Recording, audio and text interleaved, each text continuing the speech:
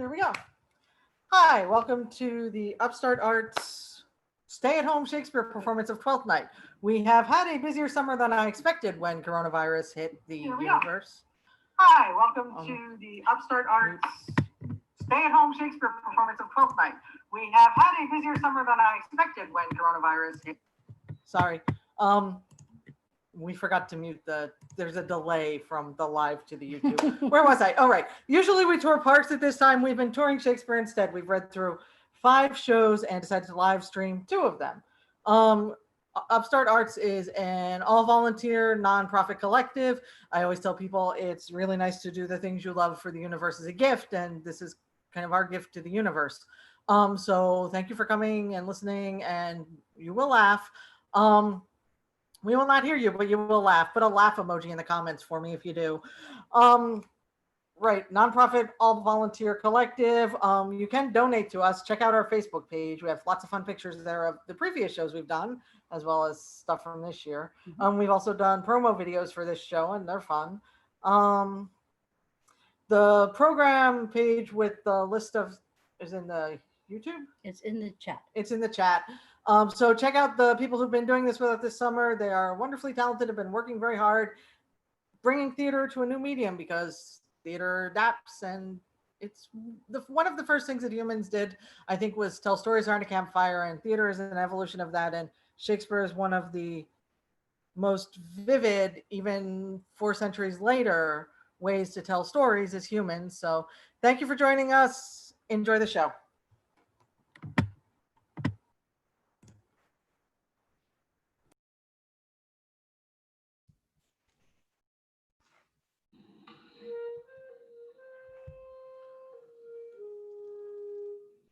If music be the food of love, play on.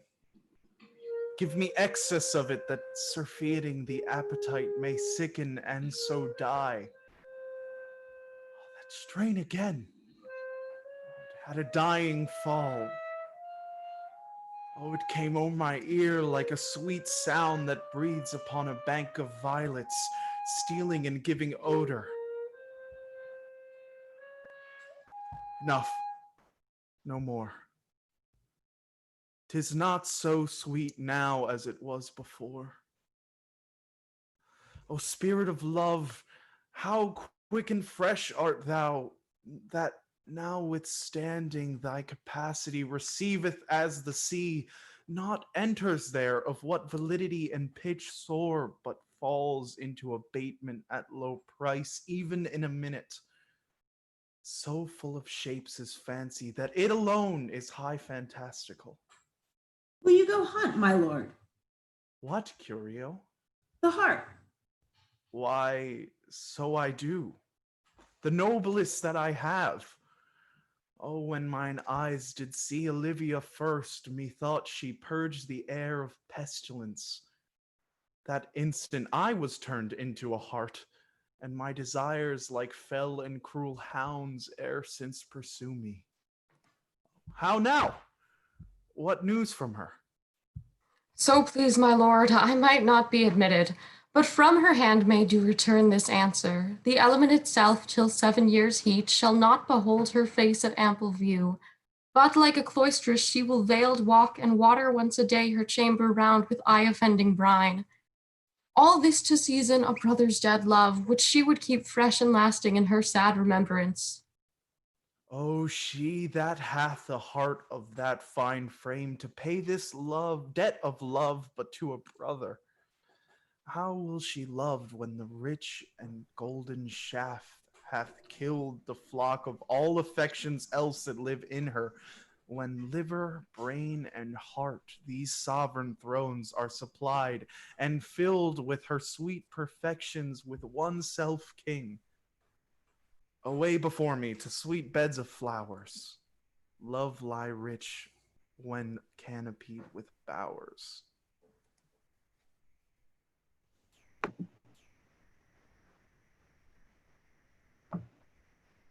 What country, friends, is this? This is Illyria, lady. And what should I do in Illyria? My brother, he is in Elysium. Perchance he is not drowned. What think you, sailors? It is perchance that you yourself were saved. Oh, my poor brother. And so perchance may he be. True, madam. And to comfort you with chance, assure yourself, after our ship did split, when you and those poor numbers saved with you hung on our driving boat, I saw your brother, most provident in peril, bind himself, courage and hope both teaching him the practice, to a strong mast that lived upon the sea, where, like Arion on the dolphin's back, I saw him hold acquaintance with the waves, so long as I could see. For saying so, there's gold. Mine own escape unfoldeth to my hope, whereto thy speech serves for authority. The like of him. Know'st thou this country? Ay, madam, well, for I was bred and born not 3 hours' travel from this very place. Who governs here?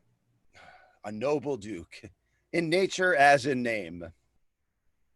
What is the name? Orsino. Orsino. I have heard my father name him. He was a bachelor then. And so is now, or was so very late. For but a month ago I went from hence, and then 'twas fresh in murmur, as you know, what great ones do, the less will prattle of, that he did seek the love of fair Olivia, What's she? a virtuous maid, the daughter of a count that died some 12 months since. Then, leaving her in the protection of his son, her brother, who shortly also died, for whose dear love, they say, she hath abjured the company in sight of men. Oh, that I served that lady and might not be delivered to the world, till I had made mine own occasion mellow, what my estate is. That were hard to compass, because she will admit no kind of suit, no, not the Duke's. There is a fair behavior in thee, captain, and though that nature with a beauteous wall doth oft close in pollution, yet of thee I will believe thou hast a mind that suits with this thy fair and outward character. I prithee, and I'll pay thee bounteously, conceal me what I am, and be my aid for such disguise as haply shall become the form of my intent. I'll serve this duke. Thou shalt present me as an eunuch to him. It may be worth thy pains, for I can sing and speak to him in many sorts of music that will allow me very worth his service. What else may hap to time I will commit, only shape thou thy silence to my wit. Be you his eunuch, and your mute I'll be. When my tongue blabs, then let mine eyes not see. I thank thee. Lead me on.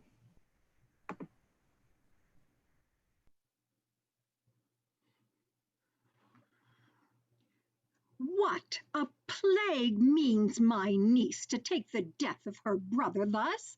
I'm sure care's an enemy to life.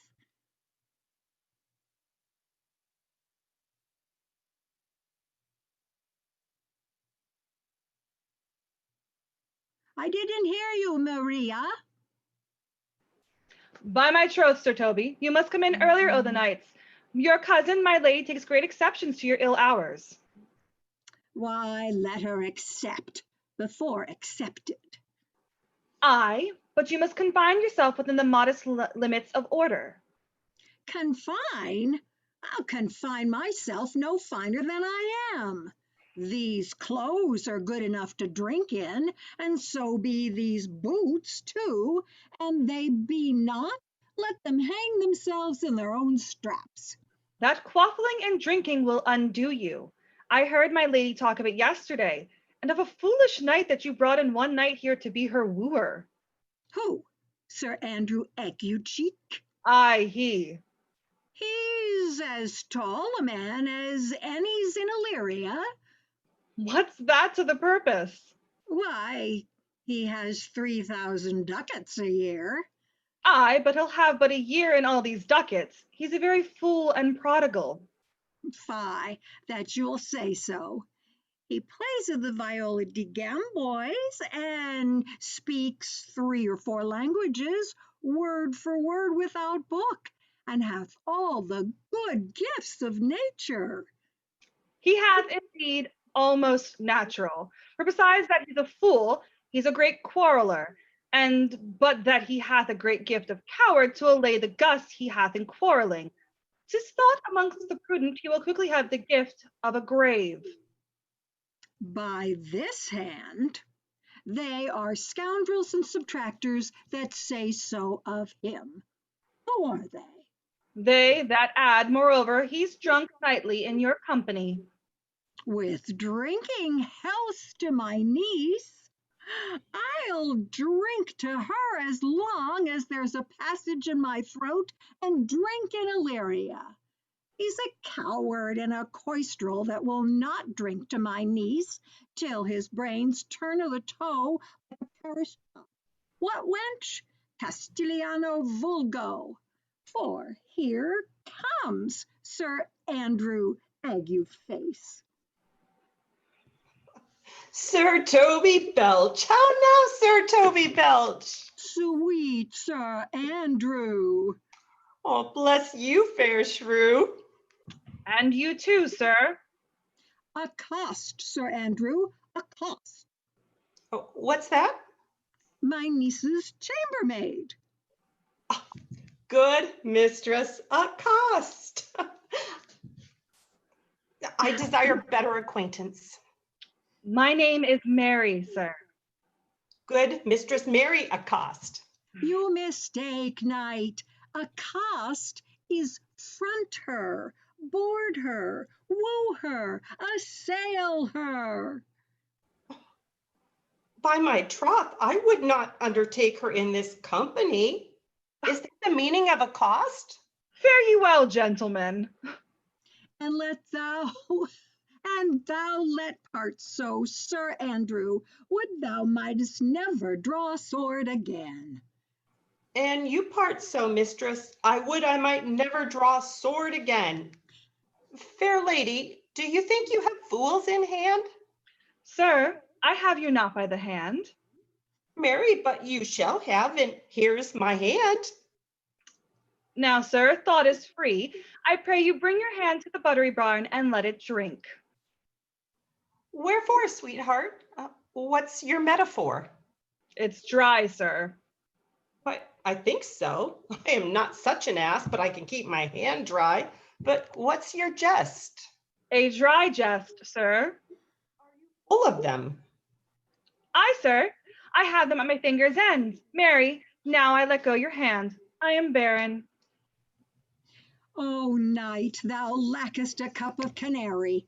When did I see thee so put down? Never in your life, I think. Unless you see canary put me down. Methinks sometimes I have no more wit than a Christian or an ordinary man has. But I am a great eater of beef, and I believe that does harm to my wit. No question. And I thought that I'd forswear it. I'll ride home tomorrow, Sir Toby. Pourquoi, my dear knight? What is pourquoi? Do or not do? I would I had bestowed that time in the tongues that I have in fencing, dancing, and bear baiting. Oh, had I but followed the arts. Then hast thou had an excellent head of hair? Why, would that have mended my hair? Past question, for thou seest it will not curl by nature. But it becomes me well enough, does not? Excellent. It hangs like flax on a distaff, and I hope to see a housewife take thee between her legs and spin it off. Faith, I'll home tomorrow, Sir Toby. Your niece will not be seen, or if she be, it's 4 to 1 she'll none of me. The Count himself here, hard by woos her. She'll none of the Count. She'll not match above her degree, neither in estate, years, nor wit. I have heard her swear. Tut, there's life in't, man. I'll stay a month longer. I am a fellow of the strangest mind in the world. I delight in masks and revels sometimes altogether. Art thou good at these kickshaws, knight? as any man in Illyria, whatsoever he be, under the degree of my betters. And yet I will not compare with an old man. Why is thy excellence in a galliard, knight? Faith, I can cut a caper, And I can cut the mutton toot. and I think I have the back trick, simply as strong as any man in Illyria. Wherefore are these things hid? Wherefore have these gifts of curtain before him? Are they like to take dust, like Mistress Mal's picture? Why dost thou not go to church in a galliard and come home in a coranto? My very walk should be a jig. I would not so much as make water, but in a syncopace. What dost thou mean? Is it a world to hide virtues in? I did think, by the excellent constitution of thy leg, was formed under the star of the galliard. Aye, 'tis strong, and it does indifferent well in a flame-colored stock. Shall we set about some revels? What shall we do else? Were we not born under Taurus? Taurus, that's sides and heart. No, sir, it is legs and thighs. Let me see the caper. Ha, higher, ha, excellent.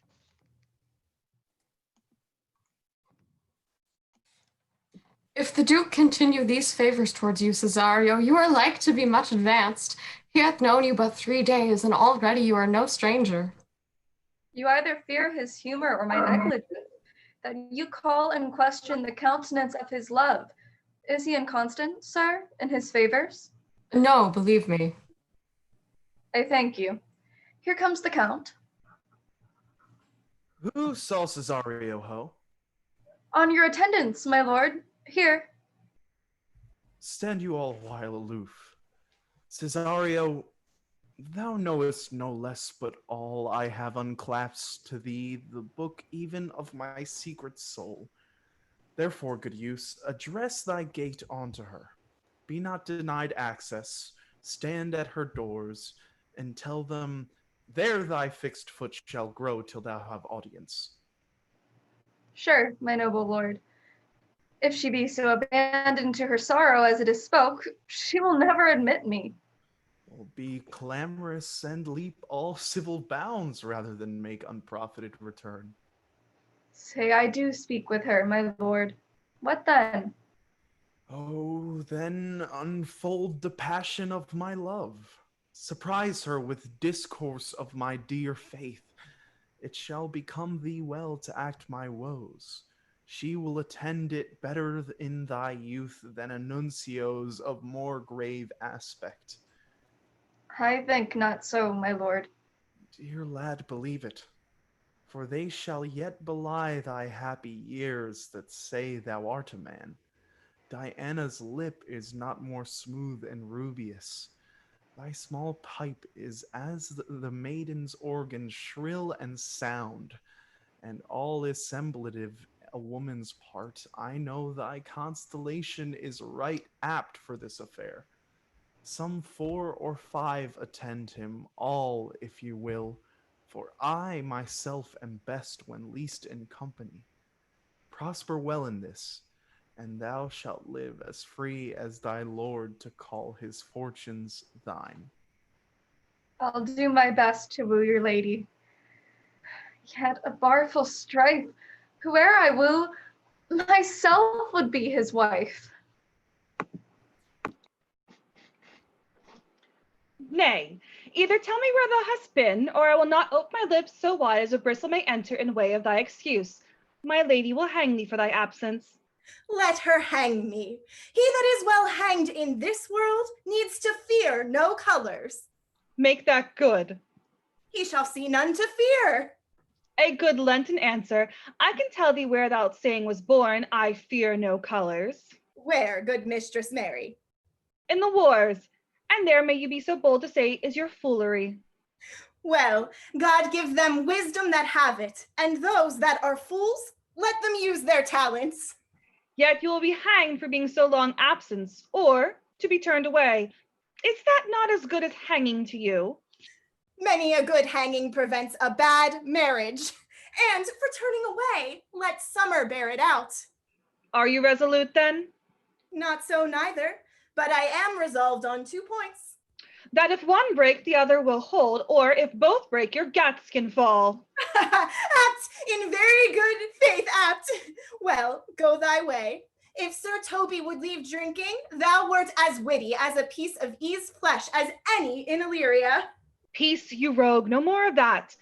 Here comes my lady. Make your excuse wisely, you were best.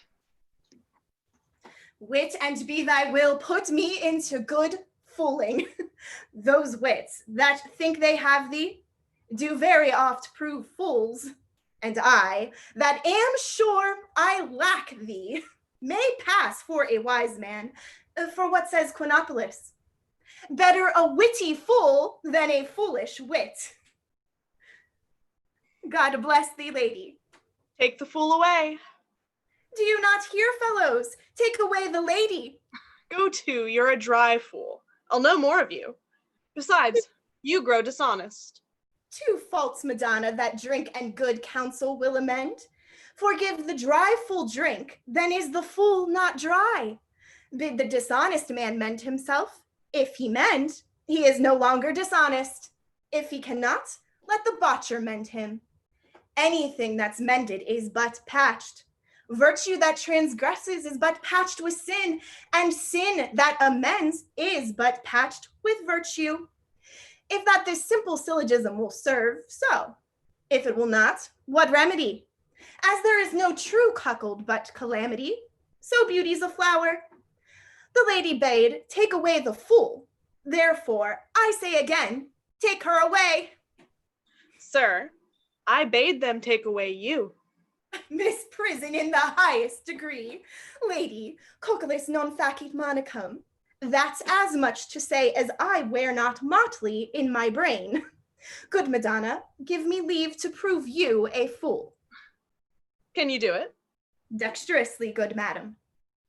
Make your proof. I must catechize you for it, Madonna. Good my mouse of virtue, answer me. Well, sir, for want of either idleness, I'll bide your proof. A good Madonna, why mournest thou? Good fool, for my brother's death. I think his soul is in hell, Madonna. I know his soul is in heaven, fool. The more fool, Madonna, to mourn for your brother's soul being in heaven. Take away the fool, gentlemen. What think you of this fool, Malvolio? Doth he not mend? Yes, and shall do till the pangs of death shake him. Infirmity that decays the wise doth ever make the better fool. God send you, sir, a speedy infirmity for the better increasing your folly. Sir Toby will be sworn that I am no fox, but he will not pass his word for 2 pence that you are a fool. How say you to that, Malvolio? I marvel your ladyship takes delight in such a barren rascal. I saw him put down the other day with an ordinary fool that has no more brain than a stone.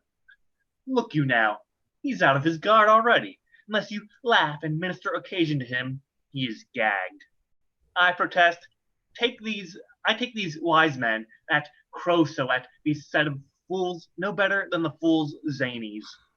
Oh, you are sick of self-love, Malvolio, and taste with a distempered appetite.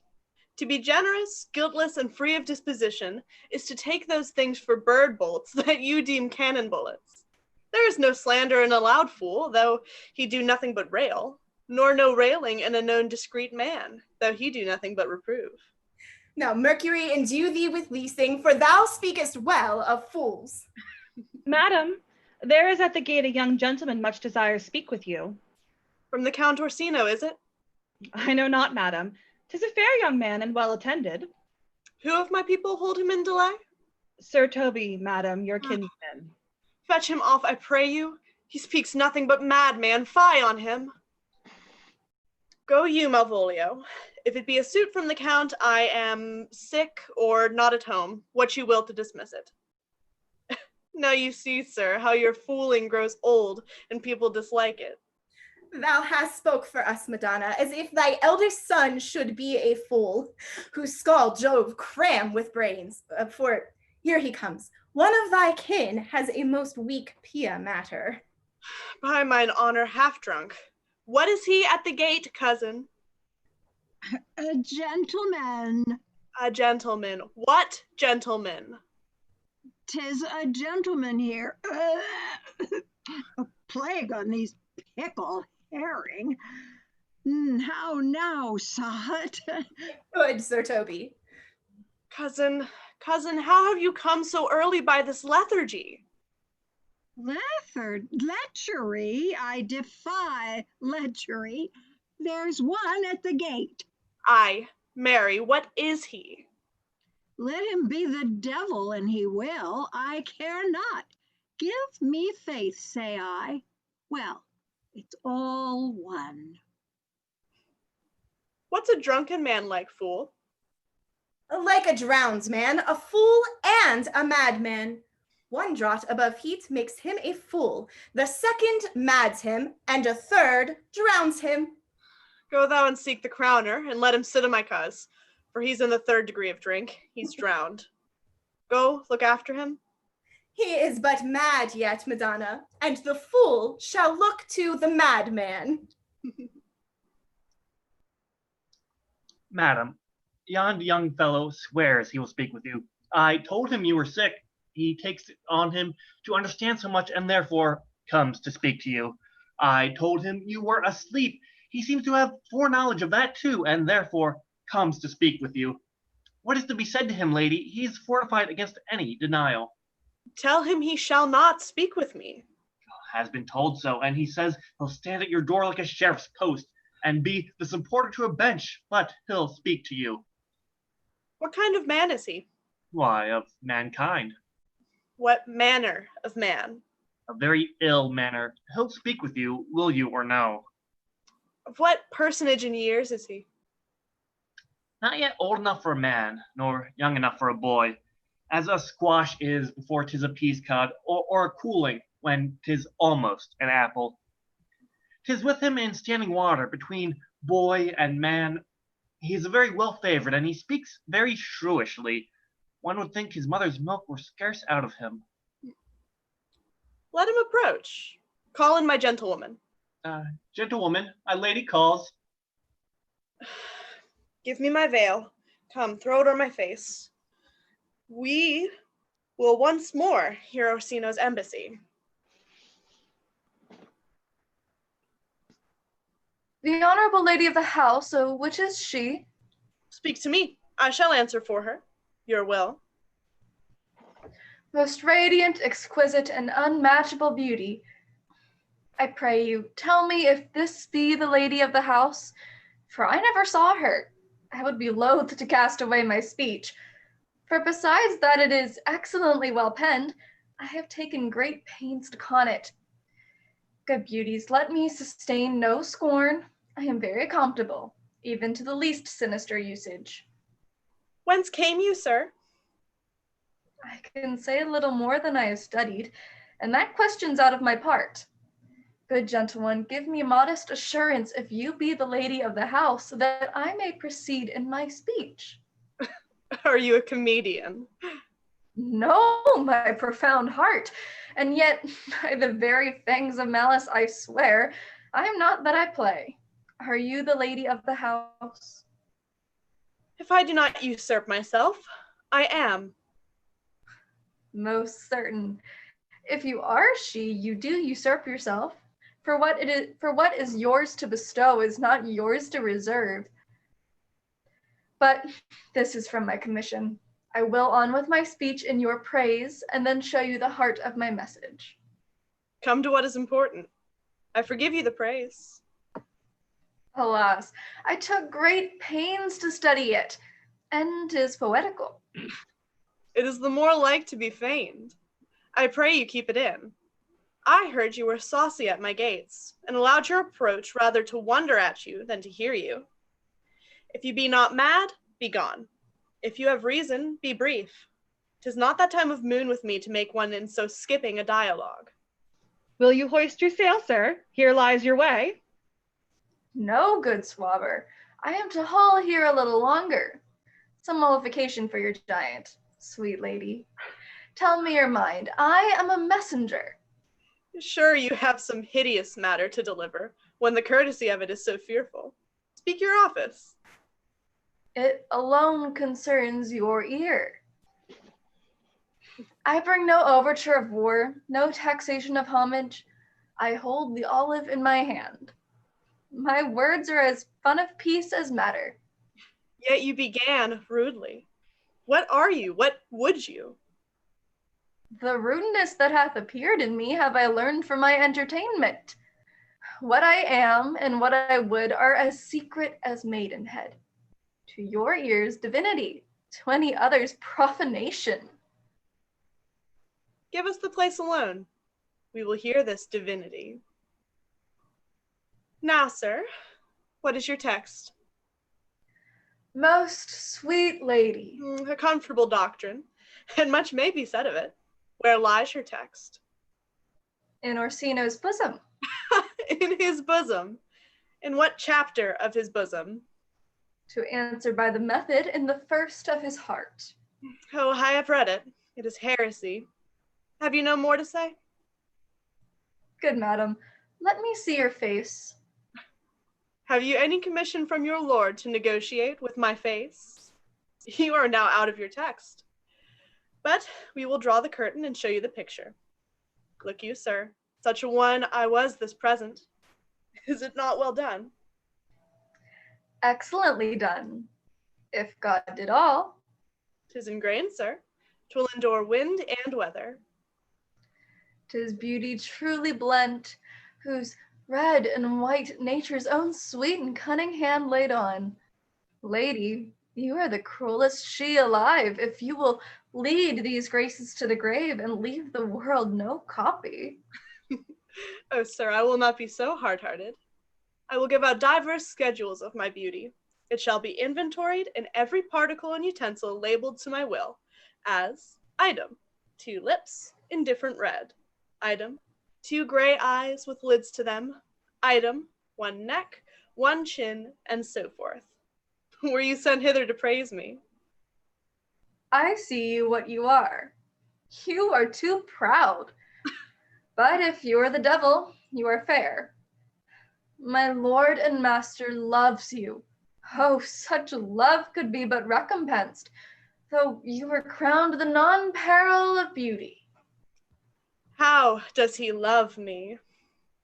With adorations, fertile tears, with groans that thunder love, with sighs of fire. Your lord does know my mind. I cannot love him. Yet I suppose him virtuous, know him noble, of great estate, of fresh and stainless youth, in voices well divulged, free, learned, and valiant, and in dimension and the shape of nature a gracious person. But yet I cannot love him. He might have took his answer long ago. If I did love you in my master's flame, with such a suffering, such a deadly life, in your denial I would find no sense. I would not understand it. Why? What would you? Make me a willow cabin at your gate, and call upon my soul within the house. Write loyal cantons of contemned love, and sing them loud even in the dead of night. Halloo your name to the reverberate hills, and make the babbling gossip of the air cry out, Olivia!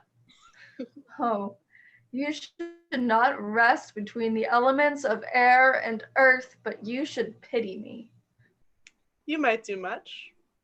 What is your parentage? Above my fortunes, yet my state as well. I am a gentleman. Get you to your lord. I cannot love him. Let him send no more. Unless, perchance, you come to me again, to tell me how he takes it. Very well. I thank you for your pains. Spend this for me? I am no feed post, lady. Keep your purse. My master, not myself, lacks recompense. Love make his heart a flint that you shall love. Let your fervor, like my master's, be placed in contempt. Farewell, fair cruelty. What is your parentage? Above my fortunes, yet my estate as well. I am a gentleman. I'll be sworn thou art. Thy tongue, thy face, thy limbs, actions, and spirit do give thee fivefold blazon, not too fast, soft, soft. Unless the master were the man. How now, even so quickly may one catch the plague? Methinks I feel this youth's perfections with an invisible and subtle stealth to creep in at mine eyes. Well, let it be. What ho, Malvolio?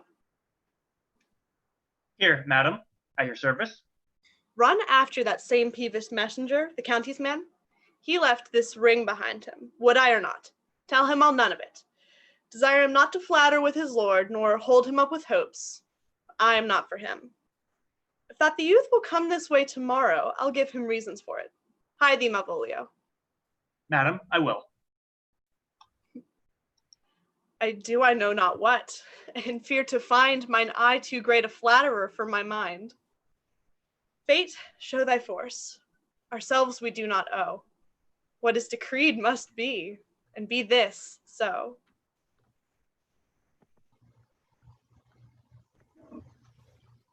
Will you stay no longer, nor will you not that I go with you? By your patience, no.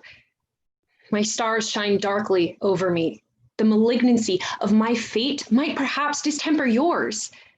Therefore, I shall crave of you your leave, that I may bear my evils alone. It were a bad recompense for your love to lay any of them on you.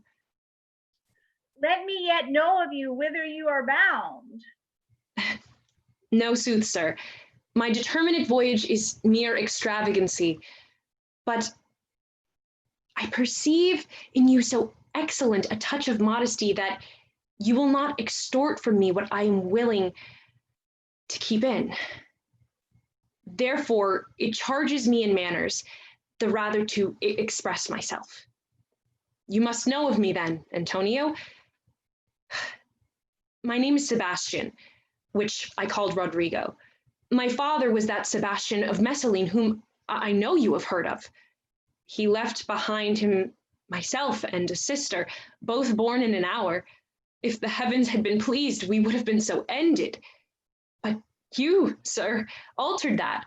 For some hour before you took me from the breach of the sea was my sister drowned. Alas, the day. A lady, sir, though it was said she much resembled me, was yet of many accounted beautiful. But though I could not with such estimable wonder over far believe that, yet thus far I will boldly publish her. She bore a mind that envy could not but call fair. She is drowned already, sir, with salt water, though I seem to drown her with remembrance again with more. Pardon me, sir, your bad entertainment. Oh, good Antonio, forgive me your trouble. If you will not murder me for my love, let me be your servant. If you will not undo what you have done, that is, kill him whom you have once recovered, desire it not. Fare ye well at once. My bosom is full of kindness, and I am yet so near the manners of my mother that upon the least occasion of more mine eyes will tell the tales of me. I am bound to the Count Orsino's court. Farewell. The gentleness of all the gods go with thee. I have many enemies in Orsino's court, else I would very shortly see thee there. But come what may, I do adore thee so, that danger shall seem sport, and I will go.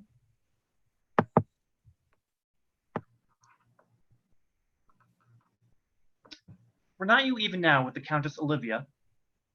Even now, sir, on a moderate pace I have since arrived but hither.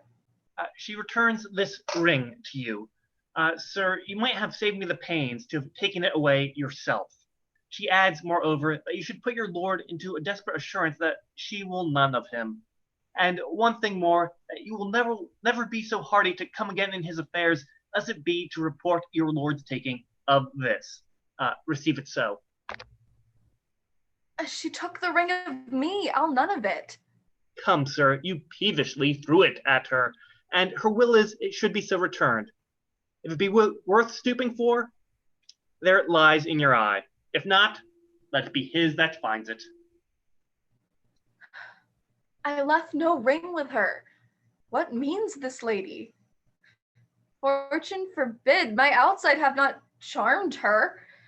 She made good view of me, indeed, so much that sure methought her eyes had lost her tongue, for she did speak and starts distractedly. She loves me, sure. The cunning of her passion invites me in this churlish messenger. None of my lord's ring. Why, he sent her none. I am the man. If it be so, as 'tis, poor lady, she were better love a dream. Disguise, I see, thou art a wickedness, wherein the pregnant enemy does much. How easy is it for the proper false in women's waxen hearts to set their forms? Alas, our frailty is the cause, not we. For such as we are made of, such we be. How this, Fadge? My master loves her dearly, and I, poor monster, fond as much on him, and she, mistaken, seems to dote on me. What will become of this? As I am man, my state is desperate for my master's love. As I am woman, now alas the day, what thriftless sighs shall poor Olivia breathe? O time, thou must untangle this, not I. It is too hard a knot for me to untie.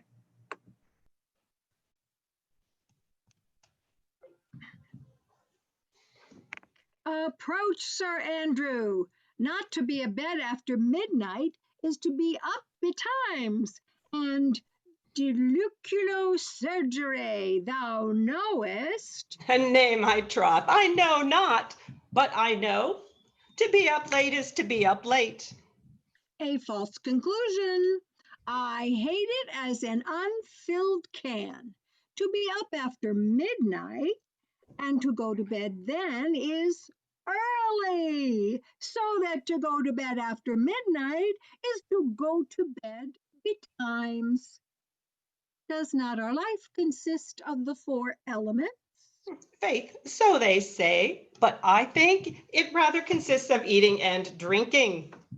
Thou art a scholar. Let us therefore eat and drink.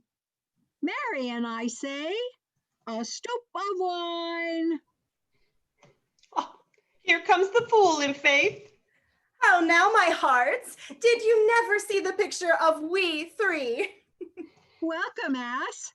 Now, let's have a catch. By my troth, the fool has an excellent breast.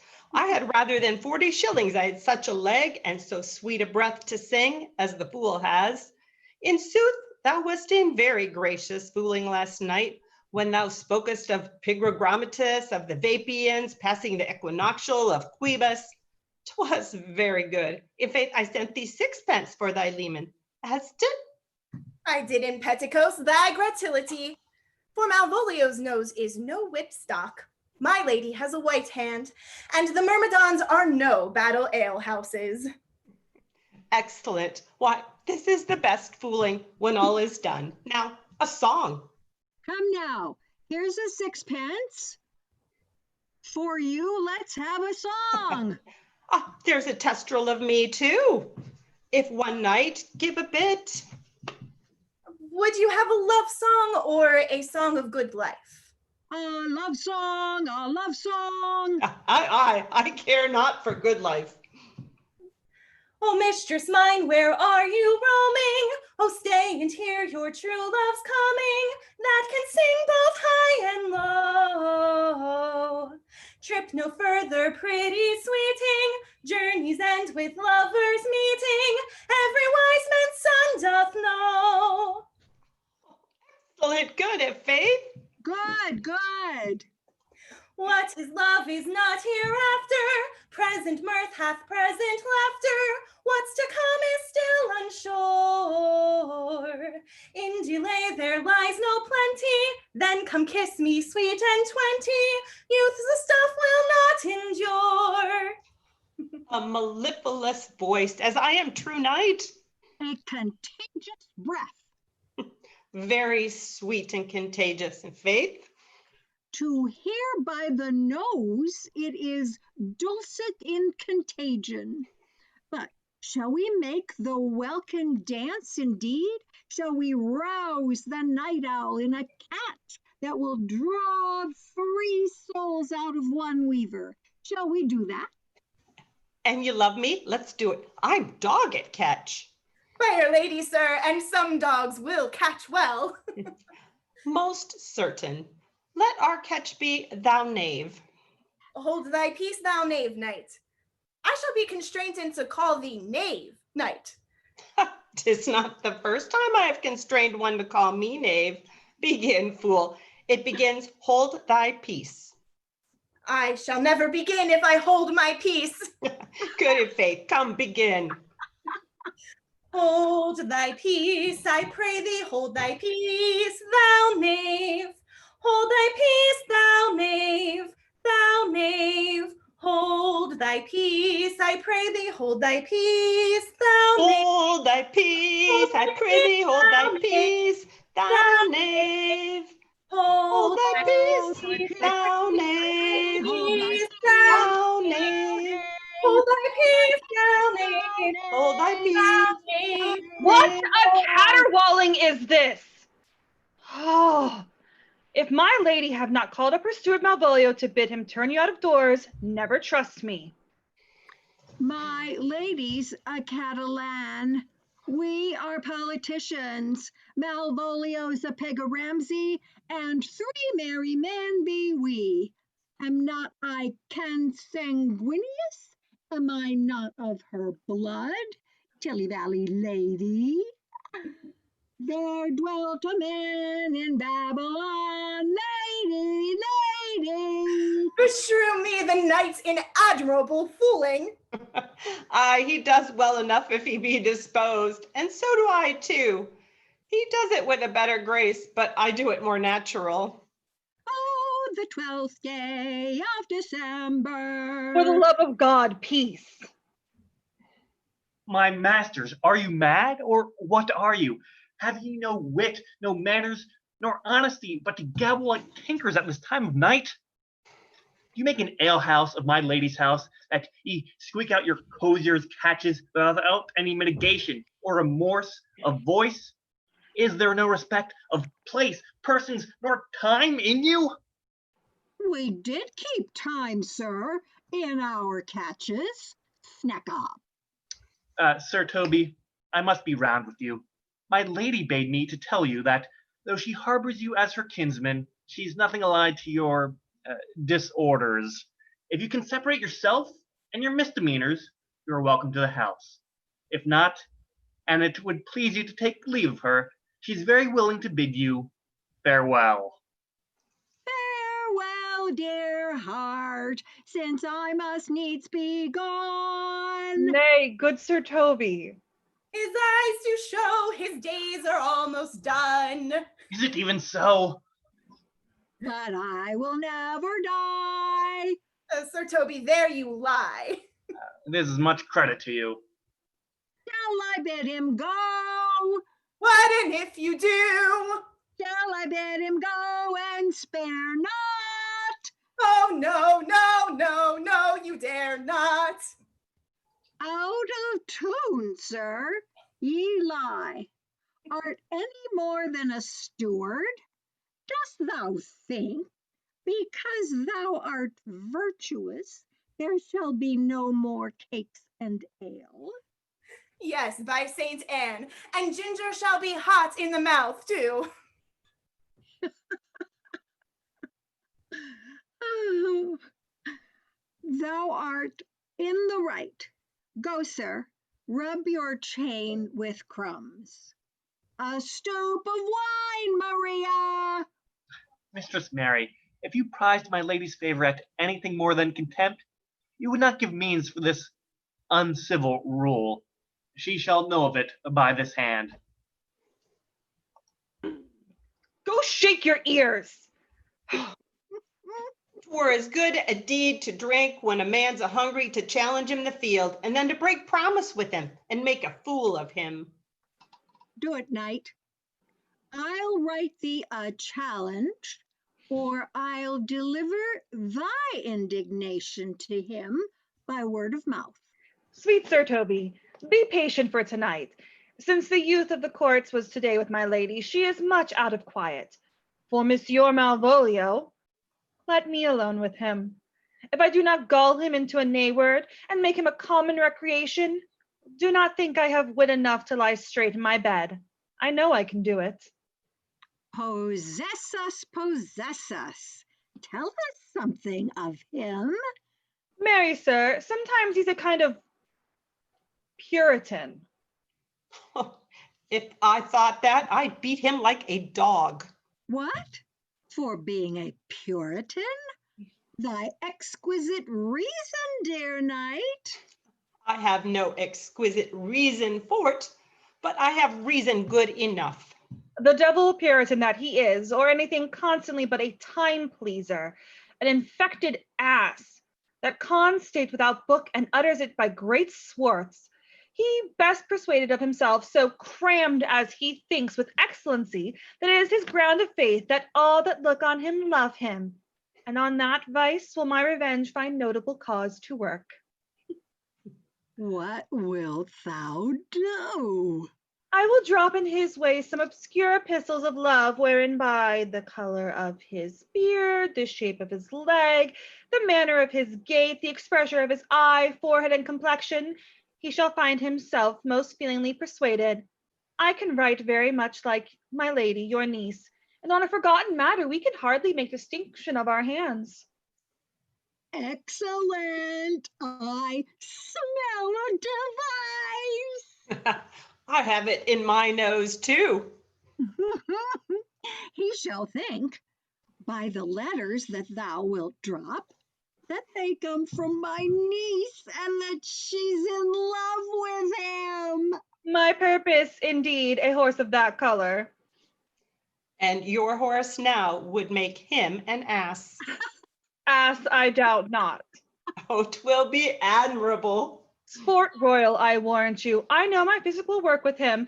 I will plant you two, and let the fool make a third, where he shall find the letter. Observe his construction of it.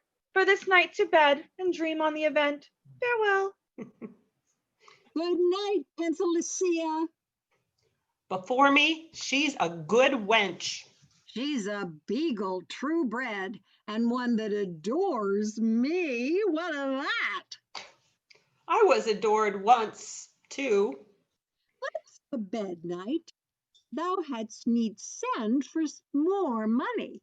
If I cannot recover your niece, I am a foul way out.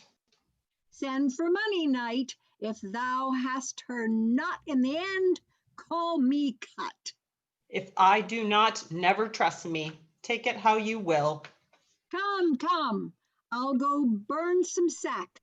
'Tis too late to go to bed now. Come, night, come, night.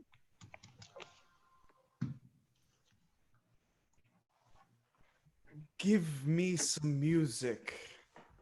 Now, good morrow, friends. Now, good Cesario, but that piece of song, that old and antique song we heard last night, methought it did relieve my passion much more than light airs and recollected terms of these most brisk and giddy paced times. Come, but one verse. He is not here, so please your lordship that should sing it. Who was it? Festa, the jester, my lord, a fool that the Lady Olivia's father took much delight in. He's about the house. We'll seek him out and play the tune the while. Come hither, boy. If ever thou shalt love in the sweet pangs of it, remember me, for such as I am all true lovers are. unstayed and skittish in all motions else, save in constant image of the creature that is beloved. How dost thou like this tune? It gives a very echo to the seat where love is throned. Thou dost speak masterly. My life upon it, young though thou art, thou eye hath stayed upon some father that it loves. Hath it not, boy? A little, by your favor, What kind of woman is it? of your complexion. She is not worth thee, then. What years in faith? About your years, my lord. Too old by heaven. Let still the woman take an elder than herself. So wears she to him, so sways she level in her husband's heart. For, boy, however we do praise ourselves, our fancies are more giddy and unfirm, more longing, wavering, sooner lost and worn than women's are. I think it well, my lord. Then let thy love be younger than thyself, or thy affection cannot hold the bent. For women are roses, whose fair flower, being once displayed, doth fall that very hour. And so they are. Alas, that they are so, to die even when they to perfection grow. Oh, fellow, come, the song we had last night. Mark it, Cesario, it is old and plain. The spinsters and the knitters in the sun, and the free maids that weave their thread with bones do use to chant it. It was silly Sue that dallies with the innocence of love like old age. Are you ready, sir? I prithee, sing. Come away, death, and in sad cypress let me be laid. Fly away, breath. I am slain by a fair, cruel maid. My shroud of white stuck all with you. Oh, prepare it. My part of death no one so true did share it. Not a flower sweet, on my black coffin let there be strewn. Not a friend sweet, my poor corpse where my bones shall be strewn. 1,000 sighs to save, lay me, oh, where sad true lover never find my grave to weep there. There's for thy pains. No pains, sir. I take pleasure in singing, sir. I'll pay thy pleasure then. Truly, sir, and pleasure will be paid one time or another. Give me now leave to leave thee. Now the melancholy god protect thee, and the tailor make thy doublet of changeable taffeta, for thy mind is a very opal. I would have men of such constancy put to sea, that their business might be everything, and their intent everywhere. For that's it that always makes a good voyage of nothing. Farewell. Let the rest give place. Once more, Cesario, get thee to yon same sovereign cruelty.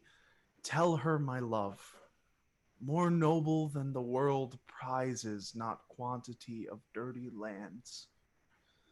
The parts that fortune hath bestowed upon her, tell her I hold as giddily as fortune, but 'tis that miracle and queen of gems that nature pranks her in attracts my soul.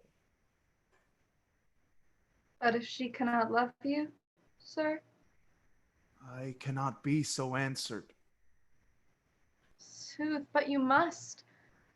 Say that some lady, as perhaps there is, hath for your love a great pang of heart as you have for Olivia. You cannot love her. You tell her so. Must she not then be answered? There is no woman's sides can bide the beating heart of so strong a passion as love doth give my heart. No woman's heart so big to hold so much. They lack retention. Alas, their love may be called appetite. No motion of liver but the palate that suffers surfeit, cloyment, and revolt. But mine is all as hungry as the sea and can digest as much. Make no compare between that love a woman can bear me and that love I owe Olivia. Aye, but I know What dost thou know? too well what love women to men may owe. In faith, they are as true of heart as we. My father had a daughter, loved a man, as it might be, perhaps, were I a woman, I should your lordship. And what's her history? A blank, my lord. She never told her love, but let concealment, like a worm in the bud, feed on her damask cheek. She pined in thought, and with a green and yellow melancholy she sat like Patience on a monument, smiling at grief.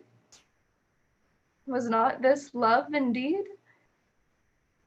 We men may say more, swear more, but indeed our shows are more than will, for still we prove much in our vows, but little in our love. But died thy sister of her love, my boy? I am all the daughters of my father's house, and all the brothers too.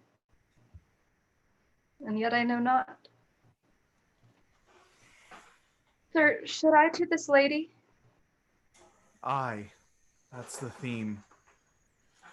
To her in haste, give her this jewel. Say, my love can give no place, bide no denay.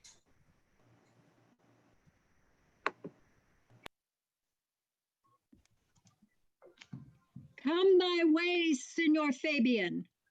Nay, I'll come if I lose the scruple of this sport. Let me be boiled to death with melancholy. Wouldst thou not be glad to have the niggardly, rascally sheep-biter come by some notable shame? I would exult, man. You know he had brought me out of favor with my lady about a bear baiting here. To anger him, we'll have the bear again, and we will fool him black and blue, shall we not, Sir Andrew? And we do not. It is pity of our lives. Here comes the little villain. How now, my metal of India? Get ye all three into the box tree. Malvolio's coming down the walk. He has been yonder in the sun practicing behavior to his own shadow this half hour. Observe him for the love of mockery, for I know that this letter will make a contemplative idiot of him. Close, in the name of jesting, let it lie there, for here comes the trout that must be caught with tickling. 'Tis but fortune, all is fortune. Maria once told me she did affect me. I've heard herself come thus near that, should she fancy it should be one of my complexion. Besides, she used me with a more exalted respect than anyone else that follows her. What should I think on it? Here's an overweening rogue. Oh, peace. Contemplation makes a rare turkey cock of him. How he jets under his advanced plumes. Slight, I could so beat the rogue. Peace, I say. To be Count Malvolio. Ah, rogue. Pistol him, pistol him. Peace, peace. There is example for it. The Lady of Strachey married the Yeoman of the Wardrobe. Fie on him, Jezebel. Oh, peace. Now he's deeply in. Look how imagination blows him. Having been 3 months married to her, sitting in my state. Oh, for a stone bow to hit him in the eye. Calling in my officers about me, in my branched velvet gown, having come from a daybed where I left Olivia sleeping. Fire and brimstone! Peace. Peace. And then to have the humor of state, and after a demure travel regard, telling them I know my place as I would they should do theirs. And as to my kinsman Toby, Bolts and shackles? Peace. Peace. Peace. Now. 7 of my people, with an obedient start, make out for him. I frown the while, and perchance wind up my watch, or play with my, some rich jewel. Toby approaches, curtsies there to me. Shall this fellow live? Though our silence be drawn from us, with cars yet peace. I extend my hand to him thus, quenching my familiar smile with an austere regard of control. And does not Toby take you a blow of the lips then? Saying, Cousin Toby, my fortune having cast on me, your niece, give me this prerogative of speech. What? You must amend your drunkenness. Out, scab. Nay, patience or we break the sinews of our plot. Besides, you waste the treasure of your time with a foolish knight. That's me, I warrant you. One Sir Andrew. I knew 'twas I, for many do call me fool. What employment have we here? Now the woodcock is near the gin. Oh, peace, and the spirit of humor, intimate reading aloud to him. By my life, this is my lady's hands. This is my lady's hand, these be her very C's, her U's and her T's, and thus makes she her great P's. It is in contempt of question her hand. Her C's, her U's, and her T's? Why that? To the unknown beloved, this and my good wishes. Her very phrases, by your leave, wax, soft, and the impressure of her Lucrece, which should be she uses to seal, 'tis my lady. To whom should this be? This wins him, liver and all. Jove knows I love, but who? Lips do not move. No man must know. No man must know. What follows? The number's altered. No man must know. If this should be thee, Malvolio, Marry, hang thee, Brock. I may command where I adore, but silence, like a Lucretian knife, with bloodless stroke my heart doth gore. M-O-A-I doth sway my life. A fustian riddle. Excellent wench, say I. M-O-A-I doth sway my life. Nay, but first let me see. What a dish of poison has she dressed him. And with what wing this Daniel checks at it. I may command where I adore. Why, she may command me. I serve her, she is my lady. Why, this is evident to any formal capacity. There is no obstruction in this. In the end, what should that alphabetical position portend? That I could make that resemble something in me, softly. M-O-A-I. Oh, I. Make up that. He is now at cold scent. Satyr will cry upon for all this, though it be as rank as a fox. M. Malvolio, M. Why, that begins my name. Did I not say he would work it out? The cur is excellent at faults. But then there's no constancy in the sequel. That suffers under probation. A should follow, but O does. And O shall end, I hope. A, or I'll cudgel him and make him cry, oh. And then I comes behind. I. and you had an eye behind you, you might see more detraction at your heels and fortunes before you. MOAI, this simulation is not as the former, and yet, to crush this a little, it would bow to me. For every one of these letters are in my name. Oh, soft, here follows prose. If this falls into thy hand, revolve. In my stars I am above thee.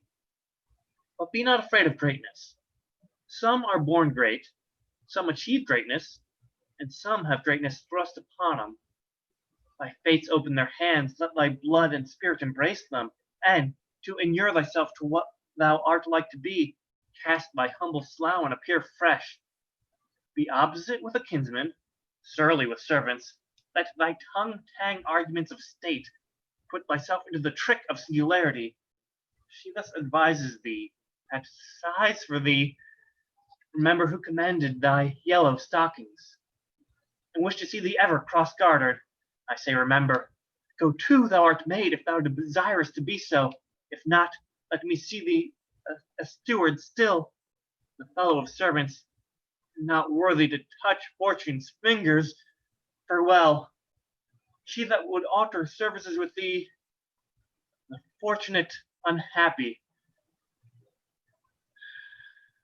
Daylight and champagne discovers not more. This is open.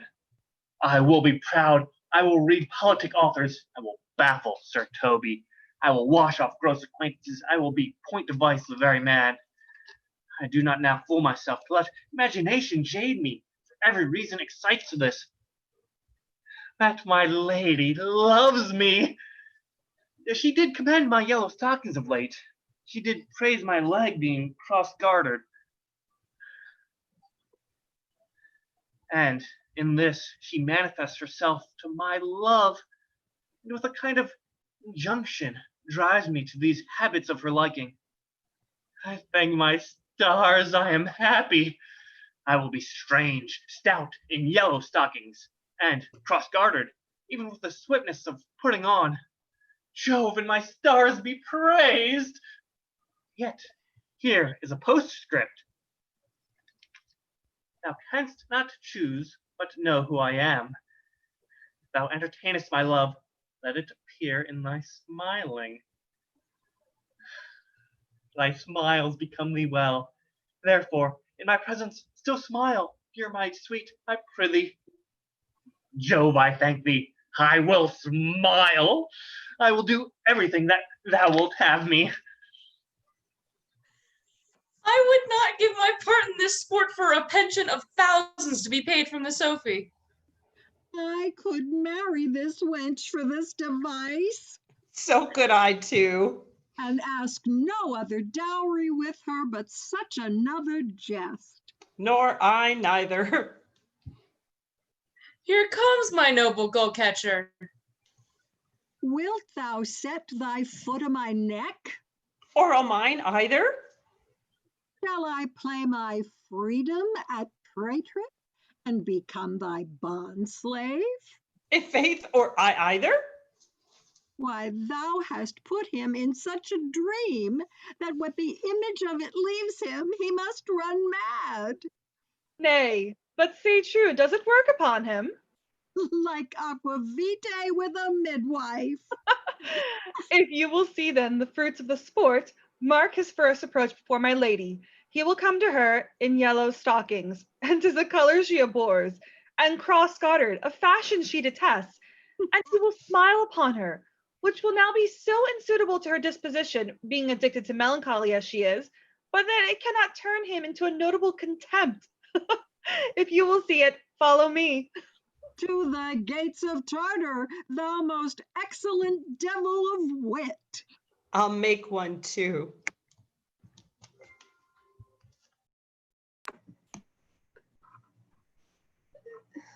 Save thee, friend, and thy music. Dost thou live by thy tabor?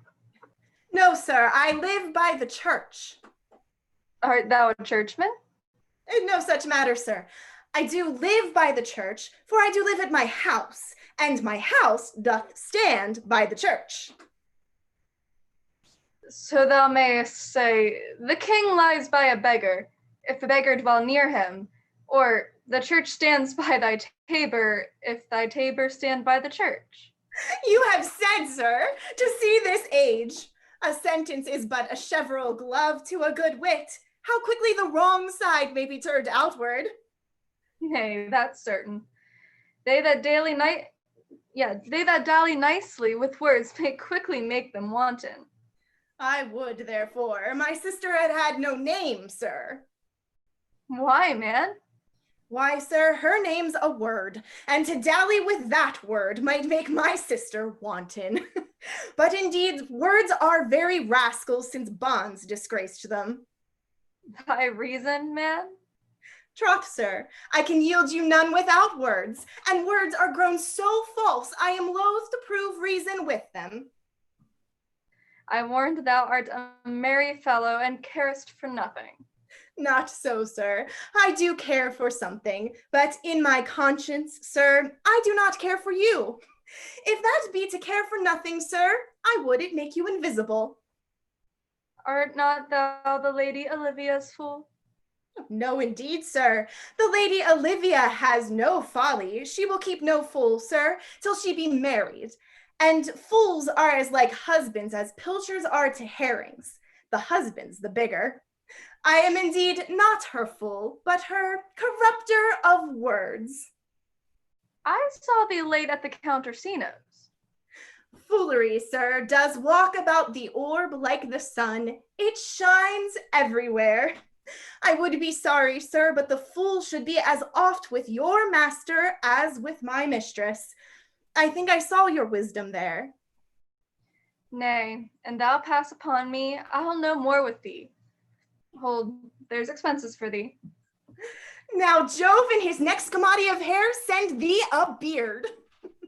By my troth, I'll tell thee, I am almost sick for one, though I would not have it grow on my chin. Is thy lady within? Would not a pair of these have bread, sir? Yes, being kept together and put to use. I would play Lord Pandarus of Phrygia, sir, to bring a Cressida to his Troilus. I understand you, sir. 'Tis well begged. The matter, I hope, is not great, sir. A begging, but a beggar. Cressida was a beggar. My lady is within, sir. I will construe to them whence you come. Who you are and what you would are out of my welkin. I might say element, but the word is overworn. This fellow is wise enough to play the fool, and to do that well craves a kind of wit. He must observe their mood on whom he jests, the quality of persons and the time, and, like the haggard, check at every feather that comes before his eye. This is a practice as full of labor as a wise man's art, for folly that he wisely shows is fit. But wise men, folly fallen, quite taint their wit. Save you, gentlemen. And you, sir? De vous garder, monsieur? Et toi aussi. What way servitoire? I hope, sir, you are, and I am yours. Will you encounter the house? My niece is desirous you should enter, if your trade be to her. I am bound to your niece, sir. I mean, she is the list of my voyage. Taste your legs, sir. Put them to motion. My legs do better understand me, sir, than I understand what you mean by bidding me taste my legs. I mean to go in, sir, to enter. I will answer you with gate and entrance, but we are prevented. Most excellent, accomplished lady, the heavens rain odors on you. That youth's a rare courtier, rain odors. Well. My matter hath no voice to your own most pregnant and vouchsafed ear. Odors, pregnant, and vouchsafed? I'll get them all three already. Let the garden door be shut, and leave me to my hearing. Give me your hand, sir. My duty, madam, and most humble service. What is your name? Cesario is your servant's name, fair princess. My servant, sir. 'Tis never merry world since lowly feigning was called compliment. Your servant to the Count Orsino, youth. And he is yours, and his must needs be yours. Your servant's servant is your servant, madam. For him, I think not on him. For his thoughts, would they were blanks rather than filled with me. Madam, I come to wet your gentle thoughts on his behalf. By your leave, I pray you. I bade you never speak again of him. But would you undertake another suit? I had rather hear you to solicit that than music from the spheres. Dear lady. Give me leave, beseech you. I did send, after the last enchantment you did hear, a ring in chase of you. So did I abuse myself, my servant, and, I fear me, you. Under your hard construction must I sit, to force that on you in a shameful cunning, which you knew none of yours. What might you think? Have you not set mine honor at the stake and baited it with all the unmuzzled thoughts that tyrannous heart can think? To one of your receiving enough is shown. A cypress, not a bosom, hideth my heart. So let me hear you speak. I pity you. That's a degree to love. No, not a grise, for 'tis a vulgar proof that very oft we pity enemies. Why then methinks 'tis time to smile again. O world, how apt the poor are to be proud. If one should be a prey, how much better to fall before the lion than the wolf. Oh, the clock upbraids me with the waste of time. Be not afraid, good youth, I will not have you. And yet, when wit and youth is come to harvest, your war is alike to reap a proper man. There lies your way. Due west. Then westward ho! Grace and good disposition attend your ladyship. You'll nothing, madam, to my lord by me? Stay. I prithee, tell me what thou thinkest of me. That you do think you are not what you are. If I think so, I think the same of you. Then think you right. I am not what I am. I would you were as I would have you be. Would it be better, madam, than I am? I wish it might, for now I am your fool. Oh, what a deal of scorn looks beautiful in the contempt and anger of his lip. A murderous guilt shows not itself more soon than love that would seem hid. Love's night is noon. Cesario, by the roses of the spring, by maidhood, honor, truth, and everything, I love thee so, that maugre all thy pride, nor wit, nor reason can my passion hide. Do not extort thy reasons from this clause, for that I woo, thou therefore hast no cause, but rather reason thus with reason fetter.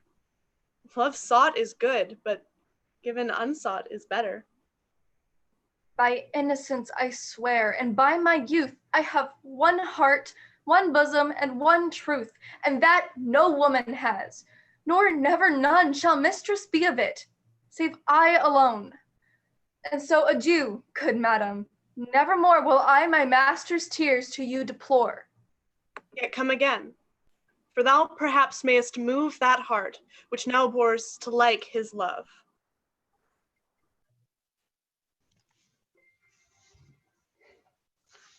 No, Faith, I'll not stay a jot longer. Thy reason, dear Venom, give thy reason. You must needs yield your reason, Sir Andrew. Mary, I saw your niece do more favors to the Count's serving man than ever she bestowed upon me. I saw it in the orchard. Did she see thee the while, old boy? Tell me that. As plain as I see you now. This was the great argument of love in her towards you. Slight, will you make an ass of me? I will prove it legitimate, sir, upon the oaths of judgment and reason. And then have been grand jurymen since before Noah was a sailor. She did show favor to the youth in your sight only to exasperate you. to wake your dormouse valor, to put fire in your heart and brimstone in your liver. You should have then accosted her, and with some excellent jests, fire new from the mint, you should have banged the youth into dumbness. This was looked for to your hand, and this was balked. The double guilt of this opportunity you let time wash off, and you are now sailed into the north of my lady's opinion, where you will hang like an icicle on a Dutchman's beard, unless you do redeem it by some laudable attempt of either valor or of policy. And to be anyway, it must be with valor, for policy I hate. I had as lief be a brownist as a politician. Why then, build me thy fortune upon the basis of valor. Challenge me, the Count's youth, to fight with him. Hurt him in 11 places. My niece shall take note of it, and assure thyself there is no love broker in the world can more prevail in man's commendation with woman than report of valor. There is no way but this, Sir Andrew. Will either of you bear me a challenge to him? Go, write it in a martial hand. Be cursed and brief. It is no matter how witty, so it be eloquent and fun of invention. Haunt him with the license of link, if thou'st him some thrice, it shall not be amiss, and as many lies as will lie in thy sheets of paper, although the sheet were big enough for the bed of ware in England, set 'em down. Go about it. Let there be gall enough in thy ink, though thou write with a goose pen, no matter. About it. Where shall I find you? We'll call thee at the cupola. Go. This is a dear mannikin to you, Sir Toby. I have been dear to him, lad, some 2,000 strong or so. We shall have a rare letter from him, but you'll not deliver it. Never trust me then, and by all means stir in the youth to an answer. I think oxen and wain ropes cannot hail them together. For Andrew, if he were opened, and you find so much blood in his liver as will clog the foot of a flea, I'll eat the rest of the anatomy. And his opposite, the youth, bears no visage, no great presage of cruelty. Look where the youngest wren of 9 comes. If you desire the spleen and will laugh yourself into stitches, follow me. Yond gull Malvolio is turned heathen, a very renegado, for there is no Christian that means to be saved by believing rightly can ever believe such impossible passages of grossness. He's in yellow stockings. And cross-gartered? Most villainously, like a pedant that keeps a school at the church. I have dogged him, like his murderer. He does obey every point of the letter that I drop to betray him. He does smile his face into more lines than is in the new map of the augmentation of the Indies. If you have not seen such a thing as 'tis, I can hardly forbear hurling things at him. I know my lady will strike him. If she do, he'll smile and take it for a great favor. Come, bring us where he is.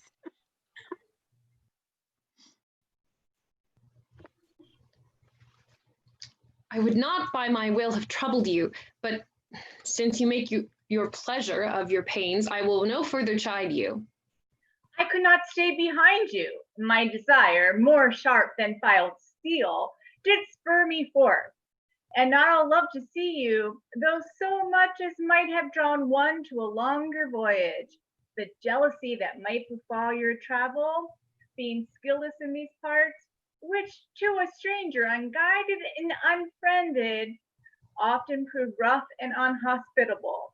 My willing love, the rather by these arguments of fear, set forth in your pursuit. My kind Antonio, I can no other answer make but thanks, and ever thanks. And oft good turns are shuffled off with such uncurrent pay, but were my worth as is my conscience firm, you should find better dealing. what's to do? Shall we go see the relics of this town? Tomorrow, sir. Best first go see your lodging. Oh, I am not weary, and 'tis long tonight. I pray you, let us satisfy our eyes with the memorials and things of fame that do renown the city. Would you pardon me? I do not without danger walk these streets. Once, in a sea fight against the Count, his galleys I did some service, of such note indeed, that were I taken here, it would scarce be answered. Belike you slew great number of his people. The offense is not of such a bloody nature, albeit the quality of the time and quarrel might well have given us bloody argument. It might have since been answered in repaying what we took from them, which for traffic's sake most of our city did. Only myself stood out, for which, if I be lapsed in this place, I shall pay dear. Oh, do not walk too open. It doth not fit me. Hold, sir, here's my purse. In the south suburbs at the Elephant is best to lodge. I will bespeak our diet, whilst you beguile the time and feed your knowledge with the viewing of the town. Where shall you have me? Why, I your purse? Well, happily your eye shall light upon some toy you have desired to purchase. And your store, I think, is not for idle market, sir. I'll be your purse bearer and leave you for an hour. To the Elephant. I do remember.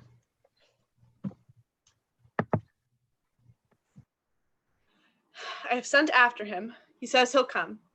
How shall I feast him? What bestow of him? For youth is bought more oft than begged or borrowed. I speak too loud. Where is Malvolio? He is sad and civil, and suits well for a servant with my fortunes. Where is Malvolio? He's coming, madam, but in very strange manner. He is sure possessed, madam. Why, what's the matter? Does he rave? No, madam. He does nothing but smile. Your ladyship are best to have some guard about you. If he come, for sure the man is tainted in wits. Go call him hither.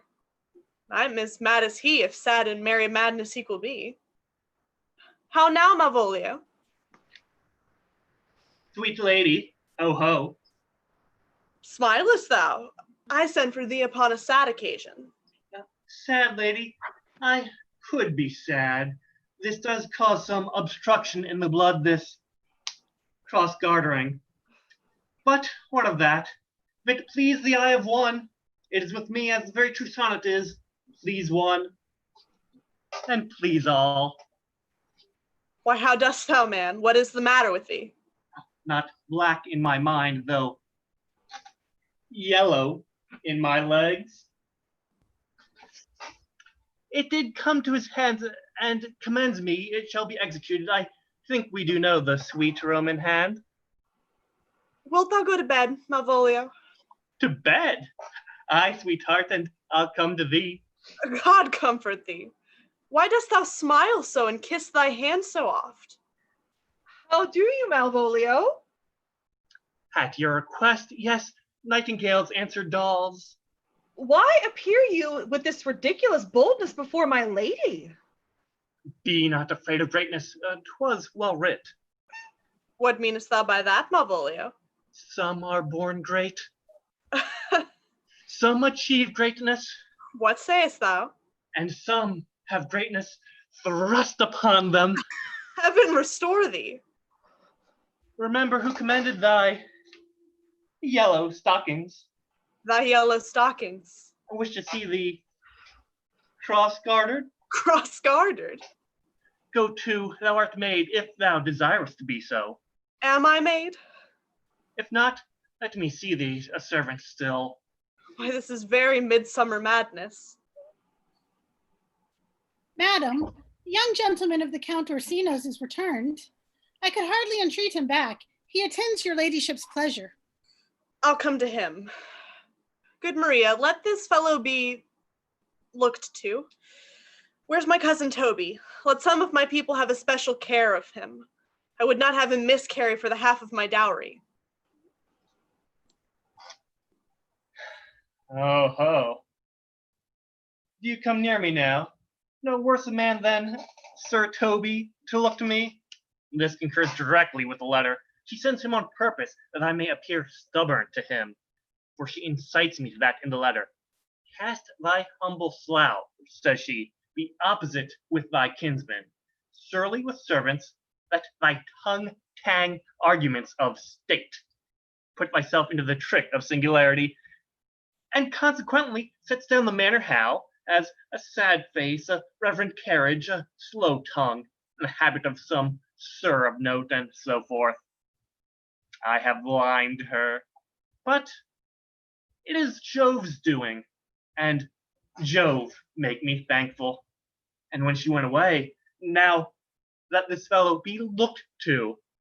Fellow, not Malvolio, nor after my degree, but fellow.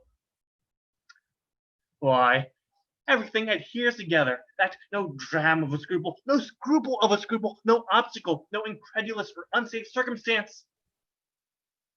What can be said? Nothing that can come between me and the full prospect of my hopes. Well, Jove, not I, is the doer of this, and he is to be thanked. Which way is he, in the name of sanctity? If all the devils of hell be drawn in little, and Legion himself possessed him, yet I'll speak to him. Here he is. Here he is. How is it with you, sir? How is it with you, man? Go off, I discard you. Let me enjoy my private. Go off. Lo, how hollow the fiend speaks within him. Do not I tell you?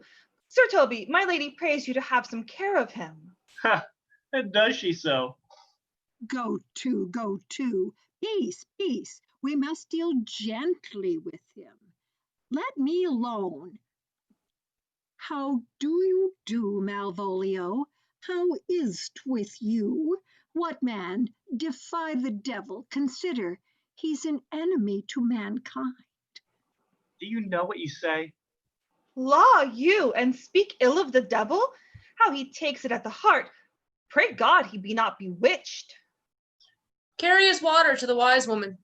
Marry, and it shall be done tomorrow morning. If I live, my lady will not lose him for more than I say. How now, mistress? Oh, Lord. Prithee, hold thy peace. This is not the way. Do you not see you move him?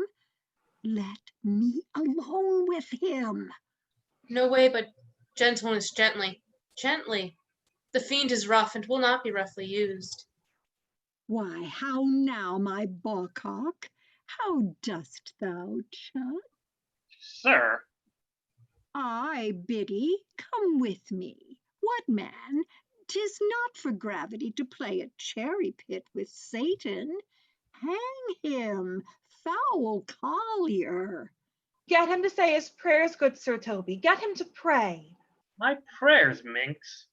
No, I warrant you, he will not hear of godliness. Go hang yourselves all. You are idle, shallow things. I am not of your element. You shall know more hereafter. Is't possible?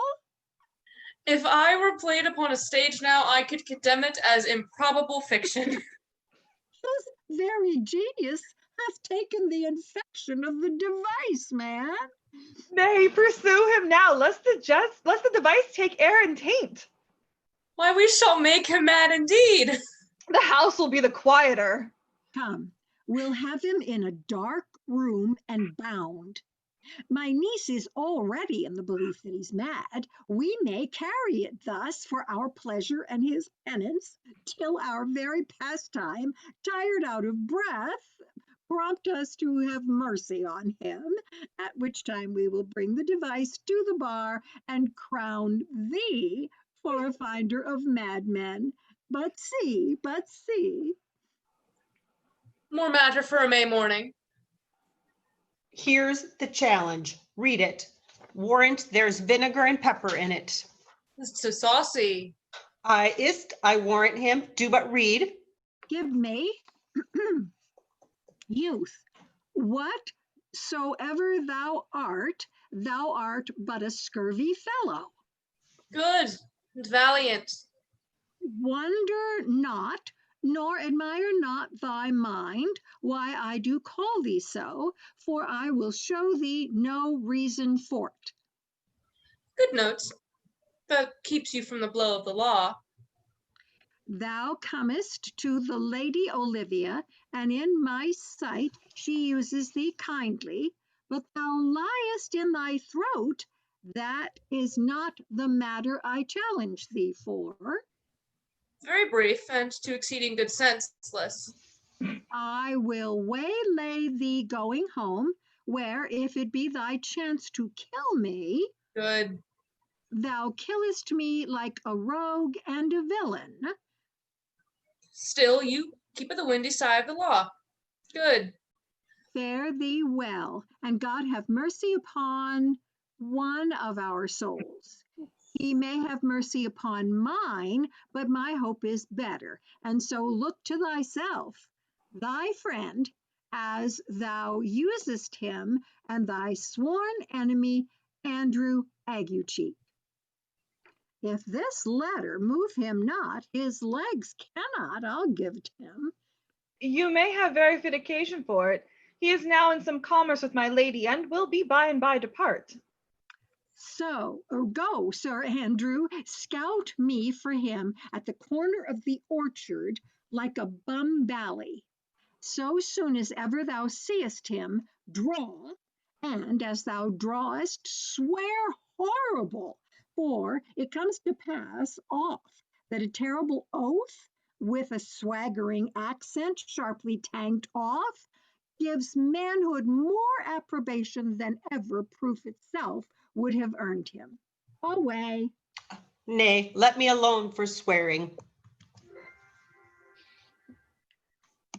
Now will not I deliver this letter, for the behavior of the young gentleman gives him out to be of good capacity and breeding. His employment between his lord and my niece confirms no less. Therefore, this letter, being so excellently ignorant, will breed no terror in the youth. He will find it comes from a clodpole. But, sir, I will deliver his challenge by word of mouth, set upon Aguecheek a notable report of valor, and drive the gentleman, as I know this youth will aptly receive it, into a most hideous opinion of his rage, skill, fury, and impetuosity. This will so fright them both that they will kill one another by the look, like cockatrices. Here he comes with your niece, or give them way till he take leave, and presently after him. I will meditate the while upon some horrid message for a challenge. I have said too much unto a heart of stone, and laid mine honor too unchary out. There's something in me that reproves my fault, but such a headstrong, potent fault it is that it but mocks reproof. With the same behavior that your passion bears goes on my master's grief. Here, wear this jewel for me. 'Tis my picture. Refuse it not, it hath no tongue to vex you. And I beseech you, come again tomorrow. What shall you ask of me that I'll deny? That honor saved may upon asking give. Nothing but this, your true love for my master. How with mine honor may I give him that which I have given to you? I will acquit you. Well, come again tomorrow. Fare thee well. A fiend like thee might bear my soul to hell. Gentlemen, God save thee. And you, sir? That defense thou hast, betake thee to't. Of what nature the wrongs are thou hast done him, I know not. But thy interceptor, full of despite, bloody as the hunter, attends thee at the orchard pen. Dismount thy tuck, be yare in thy preparation, for thy assailant is quick, skillful, and deadly. You mistake, sir. I am sure no man hath any quarrel to me. My remembrance is very free and clear from any image of offense done to any man. You'll find it otherwise, I assure you. Therefore, if you hold your life at any price, betake you to your guard, for your opposite hath in him what youth, strength, skill, and wrath can furnish man withal. I pray you, sir, what is he? He is a knight, dubbed with unhatched rapier and on carpet consideration, but he is a devil in private brawl. Souls and bodies hath he divorced 3. And his incensement at this moment is so implacable that satisfaction can be none but by pangs of death and sepulchre. Hobnob is his word. Give't or take it. I will return again into the house and desire some conduct of the lady. I am no fighter. I have heard of some kind of men that put quarrels purposely on others to taste their valor. Belike this is a man of that quirk. So, sir, no, his indignation derives itself out of a very competent injury. Therefore, get you on and give him his desire. Back you shall not to the house, unless you undertake that with me, which with as much safety you might answer him. Therefore, on, or strip your sword stark naked, for meddle you must, that's certain, or forswear to wear iron about you. This is as uncivil as strange. I beseech you, do me this courteous office, as to know of the knight what my offense to him is. It is something of my negligence, nothing of my purpose. I will do so. Signor Fabian, stay you by the gentleman till I return. Pray you, sir, do you know of this matter? I know the knight is incensed against you, even to a mortal arbitrament, but nothing of the circumstance more. I beseech you, what manner of man is he? Nothing of that wonderful promise to read him by his form, as you are like to find him in the proof of his valor. He is, indeed, sir, the most skillful, bloody, and fatal opposite that you could possibly have found in any of Illyria. We walk towards him. I will make your peace with him if I can. I shall be much bound to you for it. I am one that had rather go with Sir Priest than Sir Knight. I care not who knows so much of my mettle.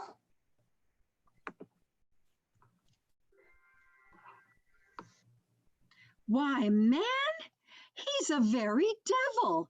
I have not seen such a farrago.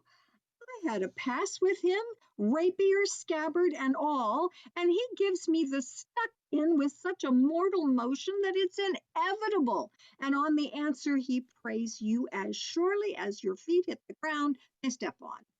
They say he has been fencer to the Sophie. Pox on it, I'll not meddle with him. Aye, but he will not now be pacified. Fabian can scarce hold him yonder. Plague on it, and I thought he had been valiant and so cunning in fence, I'd have seen him damned ere I'd have challenged him. Let him let the matter slip, and I'll give him my horse, Great Capulet. I'll make the motion. Stand here, make a good show on't. This shall end without the perdition of souls. Marry, I'll ride your horse as well as I ride you. To have his horse to take up the quarrel, I have persuaded him the youth's a devil. He is horribly conceited of him and pants and looks pale, as if a bear were at his heels. There's no remedy, sir. He will fight with you for his oath's sake. Marry, he hath better bethought him of his quarrel, and he finds that now scarce to be worth talking of. Therefore, draw. For the supportance of his vow, he protests he will not hurt you. God defend me. A little thing would make me tell them how much I lack of a man. Give ground if you see him furious. Come, Sir Andrew, there's no remedy. The gentleman will, for his honor's sake, have one bout with you. He cannot by the duello avoid it, but he has promised me, as he is a gentleman and a soldier, he will not hurt you. Come on, toot. Pray God he keep his oath. I do assure you 'tis against my will. Put up your sword. If this young gentleman have done offense, I take the fault on me. If you offend him, I for him defy you. You, sir? Why, what are you? One, sir, that for his love dares yet do more than you have heard him brag to you he will. Nay, if you be an undertaker, I am for you. Oh, good Sir Toby, hold, here come the officers. I'll be with you anon. Pray, sir, put your sword up, if you please. Marry will I, sir, and for that I promised you, I'll be as good as my word. He will bear you easily and reigns well. This is the man. Do thy office. Antonio, I arrest thee at the suit of Count Orsino. You do mistake me, sir. No, sir, no job. I know your favor well.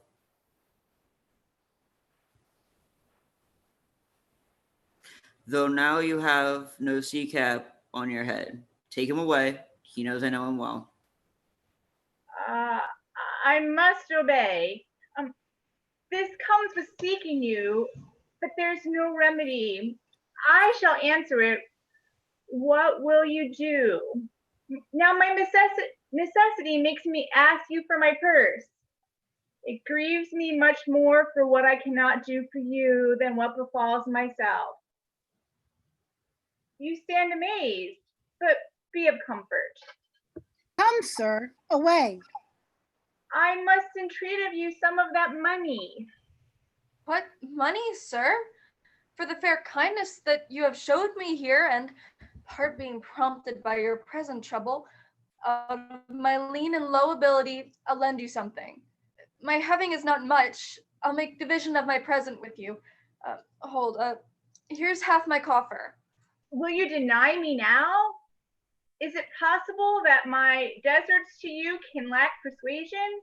Do not tempt my misery, lest that it make me so unsound a man as to upbraid you with those kindnesses that I have done for you. I know of none, nor know I you by voice or any feature. I hate ingratitude more in a man than lying, vainness, babbling, drunkenness, or any taint of vice whose strong corruption inhabits our frail blood. Oh, heavens themselves! Come, sir, I pray you go. Let me speak a little. This youth that you see here, I snatched one half out of the jaws of death, relieved him with such sanctity of love, and to his image, me, which me thou did promise most venerable worth, did I devotion. What's that to us? The time goes by, away. But oh, how vile and idle proves this God. Thou hast, Sebastian, done good feature shame. In nature there's no blemish but the mind. None can be called deformed but the unkind. Virtue is beauty, but the beauteous evil are empty trunks or flourished by the devil. The man grows mad, away with him. Come, come, sir. Lead me on. Thinks his words do from such passion fly that he believes himself. So do not I. Prove true, imagination, oh, prove true, that I, dear brother, be now ta'en for you. Come hither, knight, come hither, Fabian. We'll whisper o'er a couplet or two of most sage saws. He named Sebastian. I my brother know yet living in my glass. Even such and so in favor was my brother, and he went still in this fashion. Color, ornament, for him I imitate. Oh, if it prove tempests are kind and salt waves fresh in love. A very dishonest, paltry boy, and more a coward than a hare. His dishonesty appears in leaving his friend here in necessity and denying him. And for his cowardship, ask Fabian. A coward, a most devout coward, religious in it. Slid, I'll after him again and beat him. Do, cuff him soundly, but never draw thy sword. And I do not. Come, let's see the event. I dare lay any money, 'twill be nothing yet.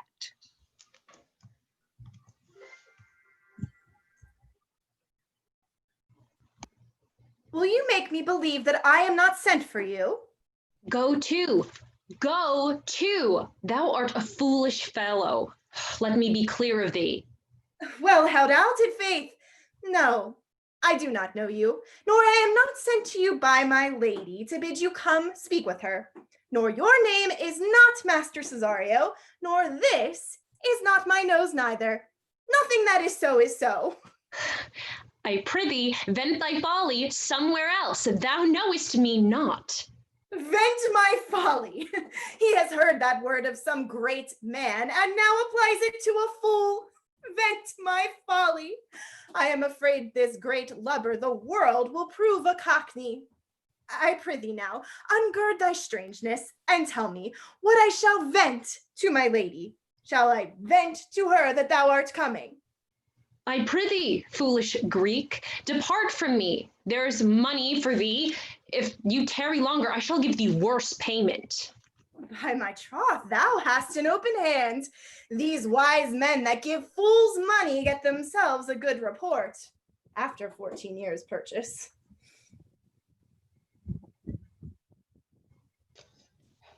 Now, sir, have I met you again? There's for you. Why, there's for thee, and there, and there. Are all the people mad? Hold, sir, or I'll throw your dagger o'er the house. This will I tell my lady straight. I would not be in some of your coats for 2 pence. Come on, sir, hold. Nay, let him alone. I'll go another way to work with him. I'll have an action of battery against him if there be any law in Illyria. Though I struck him first, yet it's no matter for that. Let go thy hand. Come, sir, I will not let you go.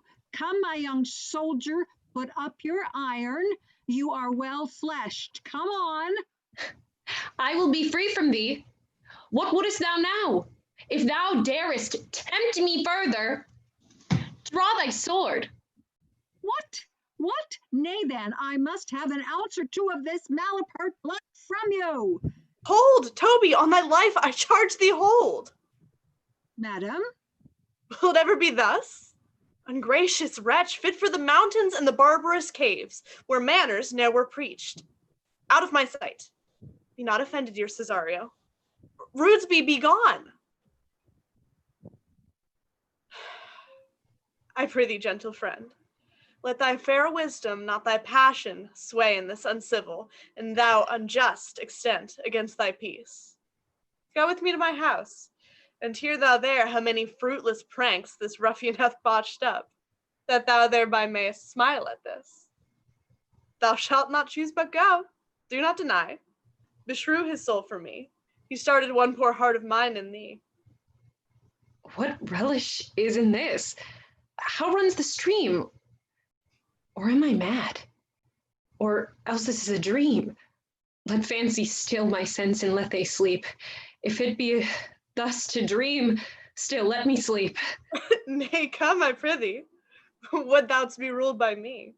Oh, madam, I will. Oh, say so, and so be.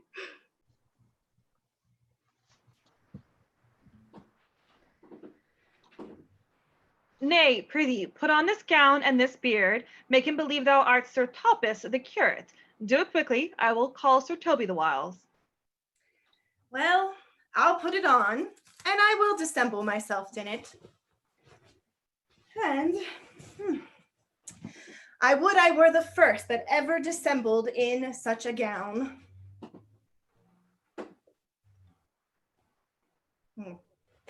I am not tall enough to become the function well, nor lean enough to be thought a good student, but to be said an honest man and a good housekeeper goes as fairly as to say a careful man and a great scholar. The competitors enter. Jove bless thee, Master Parson. Oh, bonus dia, Sir Toby. For as the hermit of Prague that never saw pen and ink very wittily said to a niece of King Gorboduc, that is. So I, being Master Parson, am Master Parson. For what is that, and is, but is. To him, Sir Topas. What ho, I say, peace in this prison. The knave counterfeits well, a good knave. Who calls there? Sir Topas, the curate, who comes to visit Malvolio the lunatic. Sir Topas, good Sir Topas, go to my lady. Out, hyperbolical fiend, how vexest thou this man? Talkest thou nothing but of ladies? Well said, Mr. Parson. Sir Topas, never was man thus wronged. Good Sir Topas, do not think I am mad. They have laid me here in hideous darkness. Fie, thou dishonest Satan! I call thee by the most modest terms, for I am one of those gentle ones that will use the devil himself with courtesy. Sayest thou that house is dark? As hell, Sir Topas. Why, it hath bay windows transparent as barricadoes, and the clear stones toward the south-north are as lustrous as ebony. And yet complainst thou of obstruction? I am not mad, Sir Topas. I say to you, this house is dark. Madman, thou errest. I say there is no darkness but ignorance, in which thou art more puzzled than the Egyptians in their fog. I say this house is dark as ignorance, though ignorance were dark as hell. I say there is never man thus abused. I am no more mad than you are. Make trial of it in any constant question. What is the opinion of Pythagoras concerning wildfowl? That the soul of our grandam might haply inhabit a bird. What thinkest thou of his opinion? I think nobly of the soul, and no way approve of his opinion. Fare thee well. Remain thou still in darkness. Thou shalt hold the opinion of Pythagoras ere I will allow of thy wits. And fear to kill a woodcock, lest thou dispossess the soul of thy grandam. Fare thee well. Sir Topas! My most exquisite Sir Topas. Nay, I am for all waters. Thou mayest have done this without thy beard and gown. He sees thee not. To him in thine own voice, and bring me word how thou findest him. I would we were well rid of this knavery. If he may be conveniently delivered, I would he were, for I am now so far in offense with my niece that I cannot pursue with any safety this sport to the upshot. Come by and by to my chamber. Hey, Robin, jolly Robin, tell me how thy lady does. A fool! My lady is unkind, Purdy. Fool! Alas, why is she so? Fool, I say! She loves another. Who calls, huh? Good fool, as ever thou wilt deserve well at my hand. Help me to a candle, and pen, ink, and paper. As I am a gentleman, I will live to be thankful for thee for it. Master Malvolio. Aye, good fool. Alas, sir, how fell you besides your 5 wits? Fool, there is never a man so notoriously abused. I'm as well in my wits full as thou art. But as well, then you are mad indeed, if you be no better in your wits than a fool. They have propertied me here, keep me in darkness, send ministers to me, asses, and do all they can to face me out of my wits. Advise you what you say. The minister is here. Malvolio, Malvolio, thy wits the heavens restore. Endeavor thyself to sleep, and leave thy vain bibble babble. Sir Topaz. Maintain no words with him, good fellow. Who, I, sir? Not I, sir. God be with you, good Sir Topaz. Marry, amen. I will, sir, I will. Fool, I say. Alas, sir, be patient. What say you, sir? I am shent for speaking to you. Good fool, help me to some light and some paper. I tell thee, I am well in my wits as any man in Illyria. Well a day that you were, sir. By this hand I am. Good fool, some ink, paper, and light, and convey what I will set down to my lady. It shall advantage thee more than ever the bearing of any letter did. I will help you, Toot. But tell me true, are you not mad indeed, or do you but counterfeit? Believe me, I am not. I tell thee true. Nay, I'll ne'er believe a madman till I see his brains. I will fetch you light and paper and ink. Fool, are acquainted in the highest degree. I prithee, be gone. I am gone, sir, and anon, sir, I'll be with you again. In a trice, like to the old vice your need to sustain, who with dagger and laugh, in his rage and his wrath, cries aha to the devil, like a mad lad, pare thy nails, dad, adieu, good man devil.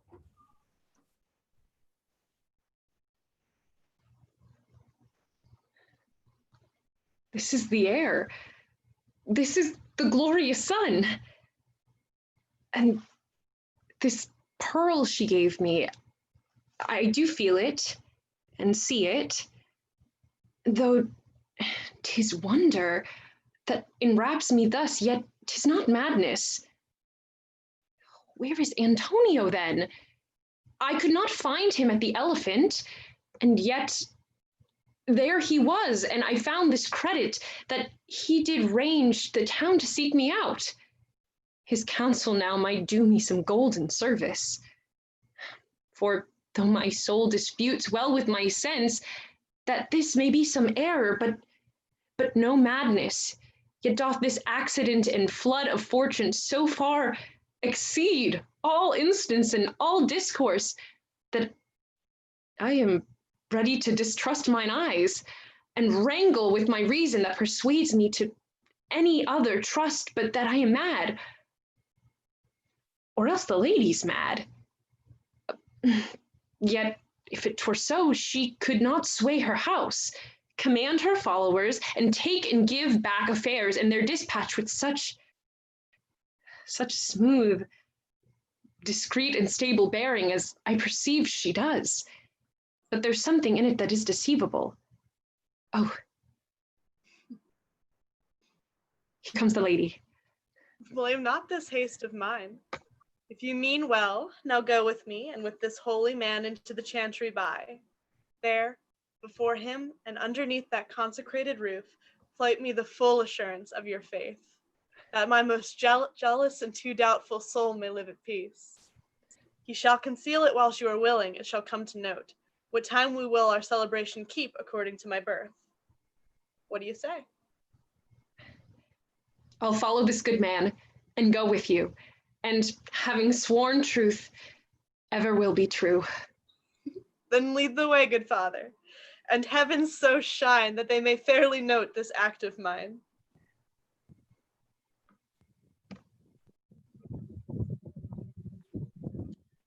Now, as thou lovest me, let me see his letter. Good Master Fabian, grant me another request. Anything. Do not desire to see this letter. Truly, sir. Mary, this is to give a dog, and in recompense desire my dog again. Belong you to the Lady Olivia, friends? Aye, sir, we are some of her trappings. I know thee well. How dost thou, my good fellow? Truly, sir, the better for my foes and the worse for my friends. Well, just the contrary, the better for thy friends. No, sir, the worse. How can that be? Marry, sir, they praise me and make an ass of me. Now my foes tell me plainly that I am an ass, so that by my foes, sir, I profit in the knowledge of myself, and by my friends, I am abused. So that conclusions to be as kisses, if your four negatives make your two affirmatives, why then, the worse for my friends, and the better for my foes. Why, this is excellent. By my troth, sir, no, though it please you to be one of my friends. Oh, thou shalt not be the worse for me. There's gold. But would that it be a double dealing, sir? I would you could make it another. Oh, you give me ill counsel. Put your grace in your pocket, sir, for this once, and let your flesh and blood obey it. Well, I will be so much a sinner to be a double dealer. There's another. Primo, secundo, tertio is a good play, and the old saying is, the third pays for all. The triplex, sir, is a good tripping measure. Or the bells of St. Bennet, sir, may put you in mind. 1, 2, 3. You can fool no more money out of me at this throw. If you will let your lady know that I'm here to speak with her, and bring her along with you, it may wake my bounty further. Marry, sir, lullaby to your bounty till I come again. I go, sir, but I would not have you think that my desire of having is the sin of covetousness. But as you say, sir, let your bounty take a nap. I will awake it anon.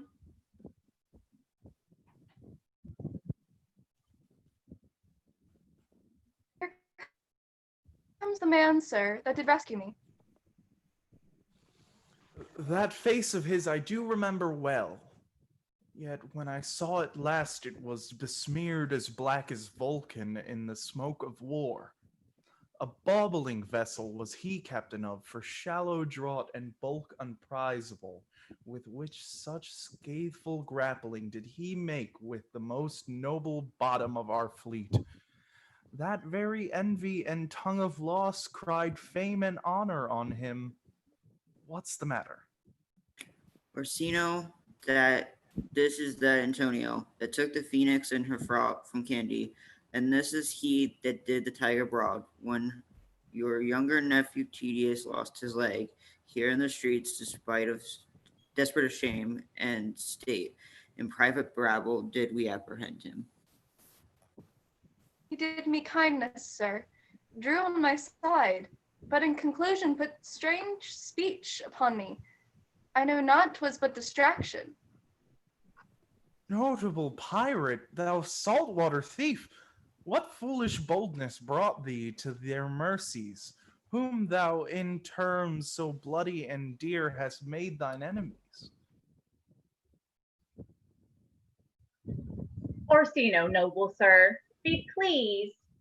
that I shake off these names you give me. Antonio never yet was thief or pirate, though I confess, on base and ground enough Orsino's enemy. All witchcraft drew me hither. That most ungrateful boy there by your side, from the rude seeds, enraged and foamy mouth, did I redeem. A wreck, past hope he was. His life I gave him, and did there to add my love, without retention or restraint, all his in dedication. For his sake did I expose myself, pure for his love, into the danger of this adverse town. Drew to defend him when he was beset, for being apprehended, his false cunning, not meaning to partake with me in danger, taught him to face me out of his acquaintance, and grew a 20 years removed thing, while one would wink, denied me mine own purse, which I had recommended to his use not half an hour before. How can this be? When came he to this town? Today, my lord, and for 3 months before, no interim, not a minute's vacancy, both day and night did we keep company. Here comes the Countess. Now heaven walks on earth. But for thee, fellow, thy words are madness. 3 months this youth hath tended upon me, but more of that anon. Take him aside. What would my lord, but that he may not have, wherein Olivia may seem serviceable? Cesario, you do not keep promise with me. Madam. Gracious Olivia. What do you say, Cesario? Good my lord, My lord would speak. My duty hushes me. If it be aught to the old tune, my lord, it is as fat and fulsome to mine ear as howling after music. Still so cruel? Still so constant, lord. What, to perverseness? You uncivil lady, to whose ingrate and unauspicious altars my soul the faithfulest offerings hath breathed out, that ere devotion tendered. What shall I do? Even what it please, my lord, that shall become him. Why should I not, had I the heart to do it? Like to the Egyptian thief, at point of death, kill what I love. A savage jealousy that sometimes savors nobly. But hear me this, since you to non-regardance cast my faith, and that I partly know the instrument that screws me from my true place in your favor, live you the marble-breasted tyrant still. But this is your minion, whom I know you love, and whom, by heaven I swear, I tender dearly. Him will I tear out of this cruel eye, where he sits crowned in his master's spite. Come, boy, with me. My thoughts are ripe in mischief. I'll sacrifice the lamb I do love to spite a raven's heart within a dove. And I most jocund, apt, and willingly to do you rest, 1,000 deaths would die. Where goes Cesario? After him I love, more than I love these eyes, more than my life, more by all mores than e'er I shall love wife. If I do feign, you witnesses above punish my life for tainting of my love. I me detested. How am I beguiled? Who does beguile you?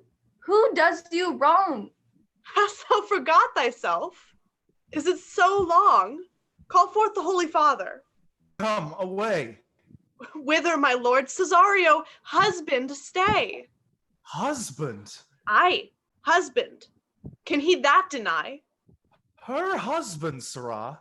No, my lord, not I. Alas, it is the baseness of thy fear that makes thee strangle thy property. Fear not, Cesario. Take thy fortunes up. Be that thou knowest thou art, and then thou art as great as that thou fearest. Oh, welcome, father. Father, I charge thee, by thy reverence, here to unfold, though lately we intended to keep in darkness what occasion now reveals before 'tis ripe. What thou dost know hath newly passed between this youth and me. A contract of eternal bond of love, confirmed by mutual joinder of your hands, attested by the holy close of lips, strengthened by interchangement of your rings, and all the ceremony of this compact, sealed in my function by my testimony. Since when, my watch hath told me, toward my grave I have traveled but 2 hours. Oh, thou dissembling cove! What wilt thou be when time hath sowed a grizzle on thy case? Or will not else thy craft so quickly grow that thine own strip shall be thine overthrow? Farewell and take her, but direct thy feet where thou and I henceforth shall never meet. My lord, I do protest. You do not swear. Hold little faith, though thou hast too much fear. For the love of God, a surgeon, send one presently to Sir Toby. What's the matter? He has broke my head across and has given Sir Toby a bloody coxcomb too. For the love of God, your help. I had rather than 40 pound I were at home. Who has done this, Sir Andrew?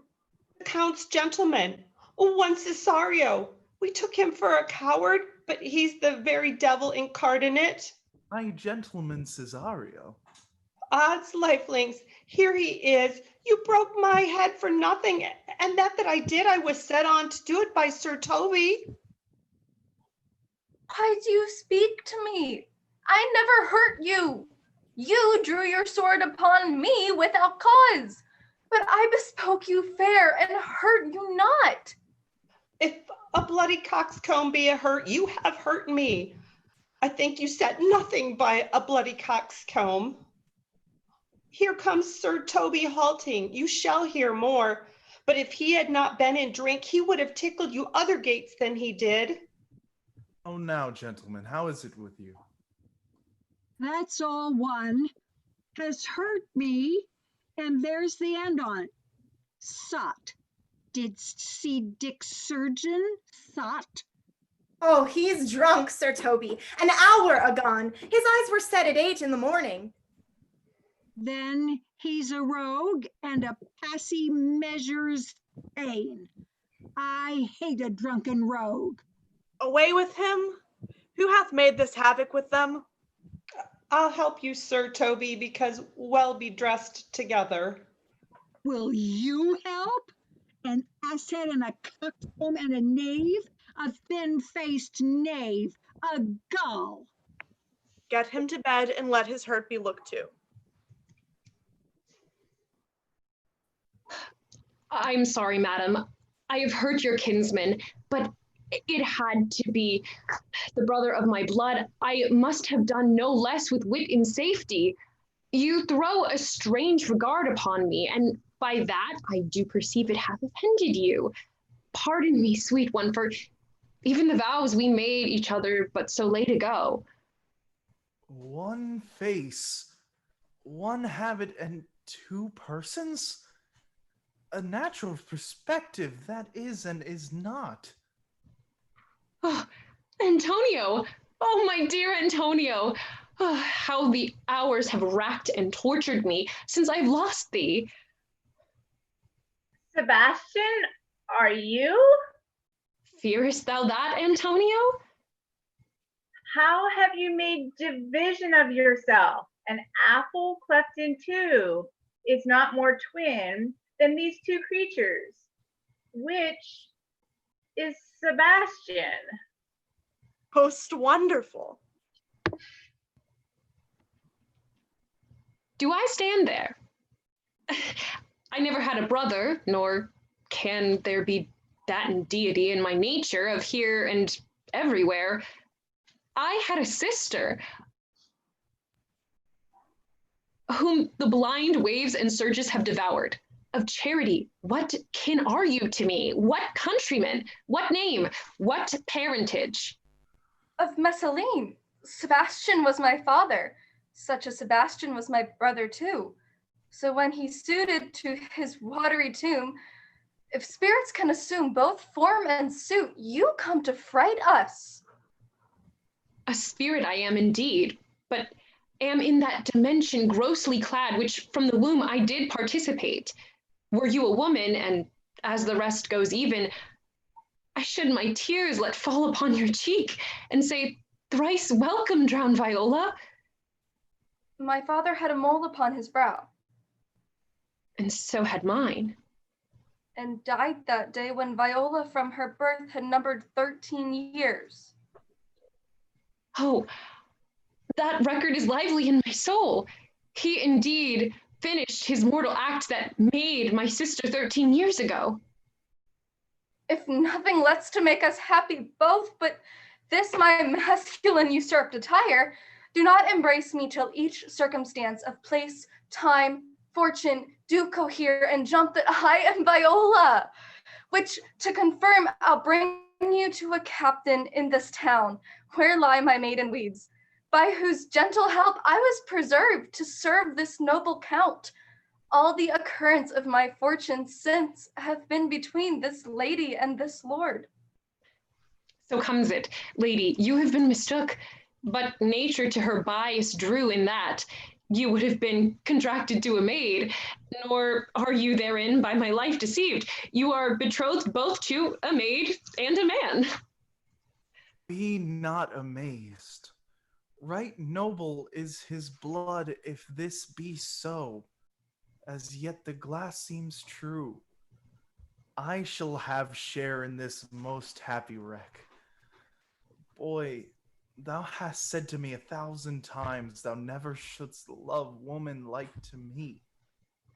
And all those sayings will I overswear, and those swearings keep as true in soul as doth that orbed continent the fire that severs day from night. Give me thy hand, and let me see thee in thy woodman's weeds. The captain that did bring me first on shore hath my maid's garments. He upon some action is now in durance, at Malvolio's suit, a gentleman and follower of my lady's. You shall enlarge him. Fetch Malvolio hither. And yet, alas, now I remember me. They say, poor gentleman, he's much distract. A most extracting frenzy of mine own, for my remembrance clearly banished his. How does he, sirrah? Truly, madam, he holds Beelzebub at the stave's end, as well as a man in his case may do. Has here writ a letter to you. I should have given it to you today morning, but as a madman's epistles are no gospels, so it skills not much when they are delivered. Open it and read it. Look then to be well edified when the fool delivers the madman. By the Lord, madam. Now, art thou mad? No, madam. I do but read madness, and your ladyship will have it as it ought to be. You must allow vox. Prithee, read it in thy right wits. So I do, Madonna, but to read his right wits is to read thus. Therefore pretend, my princess, and give ear. Read it you, sirrah. By the Lord, madam, you wrong me, and the world shall know it. Though you put me into darkness and given your drunken cousin rule over me, yet I have benefit of my senses as well as your ladyship. I have your own letter that induced me to the semblance I put on, with the which I doubt not but to do myself much right, or you much shame. Think of me as you please. I leave my duty a little unthought of, and speak out of my injury. The madly used Malvolio. Did he write this? Aye, madam. This savors not of much distraction. See him delivered, Fabian. Bring him hither. My lord, so please you, these things further thought on, to think me as well a sister as a wife. One day shall crine the alliance on it, so please you, here at my house and at my proper cost. Adam, I am most apt to embrace your offer. Your master quits you, and for your service done him so much against the mettle of your sex, so far behind your soft and tender breeding, And since you called me master for so long, here's my hand. You shall from this time be your master's mistress. A sister, you are she. Is this the madman? I, my lord, the same. How now, Malvolio? Madam, you have done me wrong. Notorious wrong. Have I, Malvolio? No. Lady, you have. Pray you, peruse that letter. You must not now deny that it is your hand. Write from it, if you can, in hand or phrase, or say, 'tis not your seal, nor your invention. You can say none of this. Well, grant it then, and tell me, in the modesty of honor, why you've given me such clear lights of favor, bade me come smiling and cross-gartered to you, to put on yellow stockings, and to frown upon Sir Toby and the lighter people. And acting in this obedient hope, why have you suffered me to be imprisoned, kept in a dark house, visited by a priest, and made the most notorious geck and gull that e'er invention played on? Tell me why. Alas, Malvolio, this is not my writing, though I confess, much like the character, but out of question 'tis Maria's hand. And now I do bethink me, it was she first told me thou wast mad. Then camest in smiling, and in such forms which here were presupposed upon thee in the letter. Oh, prithee be content. This practice hath most shrewdly passed upon thee. But when we know the grounds and authors of it, thou shalt be both the plaintiff and the judge of thine own cause. Good, madam, hear me speak, and let no quarrel nor no brawl come to taint the condition of this present hour which I wondered at. In hope it shall not, most freely I confess myself and Toby set this device against Malvolio here upon some stubborn and uncourteous parts we have conceived against him. Maria writ the letter Sir Toby's great importance, in recompense whereof he hath married her. How in the sportful malice it was followed may rather pluck on laughter than revenge, if that the injuries be justly weighed that have passed on both sides. Alas, poor fool, how have they baffled thee? Why, some are born great, some achieve greatness, and some have greatness thrust upon them. I was one, sir, in this interlude, one Sir Toppus, sir, but that's all one. By the Lord, fool, I am not mad.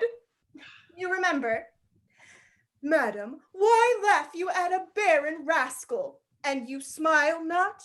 He's gagged. And thus the whirligig of time brings in his revenges. I'll be revenged on the whole pack of you. Oh, he hath been most notoriously abused. Pursue him and entreat him to a peace. He hath not told us of the captain yet. When that is known and golden time convince, a solemn combination shall be made of our dear souls. Meantime, sweet sister, we will not part from hence. Cesario, come, for so you shall be while you are a man. But when in other habits you are seen, Orsino's mistress and his fancy's queen.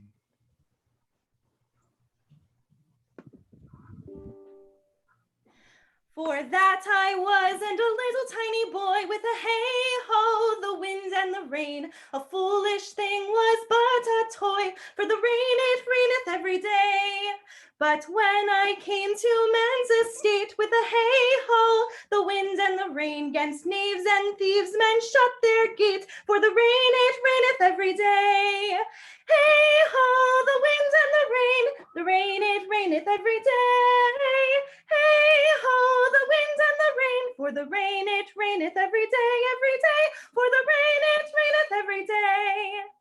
But when I came alas to wive, with a hey-ho, the wind and the rain, by swaggering could I never thrive, for the rain it raineth every day. But when I came into my beds, with a hey-ho, the wind and the rain, with pots still had drunken head, for the rain it raineth every day.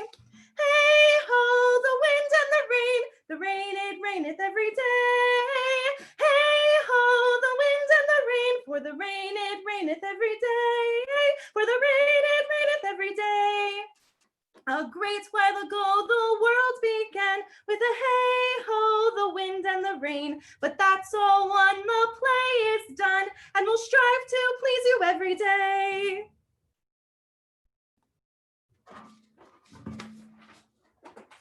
Thank you all for coming to our production of Twelfth Night, and please meet the actors now.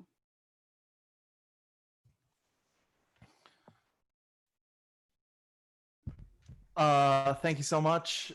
My name is Miguel, and I played Orsino today. Thank you so much for coming out and watching. It was a great time. Hi, I'm Joan Concilio. I played Curio. Elizabeth Pellegrino. I played Valentine. I'm Paige Gross, and I played Viola. I'm David Lang, and I played the captain and the priest.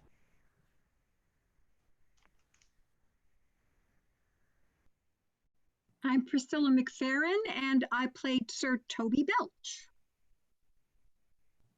I'm Ashley White, and I played Mariah. I'm Julie Musinski, and I played Sir Andrew Aguchuk.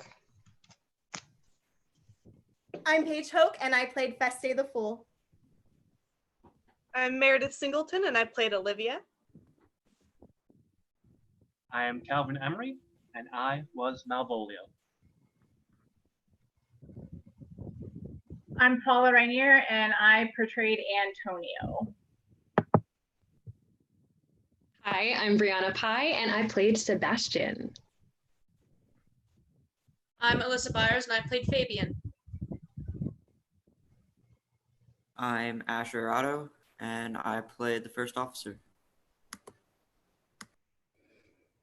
I'm Gina Wagner, and I played the servant and the second officer.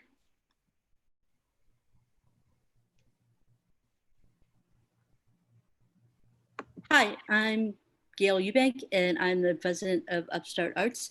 Again, thank you all for coming out. Please help spread the word. This will be up on YouTube, on our YouTube channel at Upstart Arts.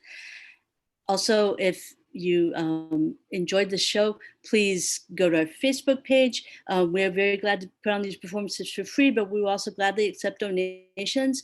You can make a donation there, and we will see you sometime soon.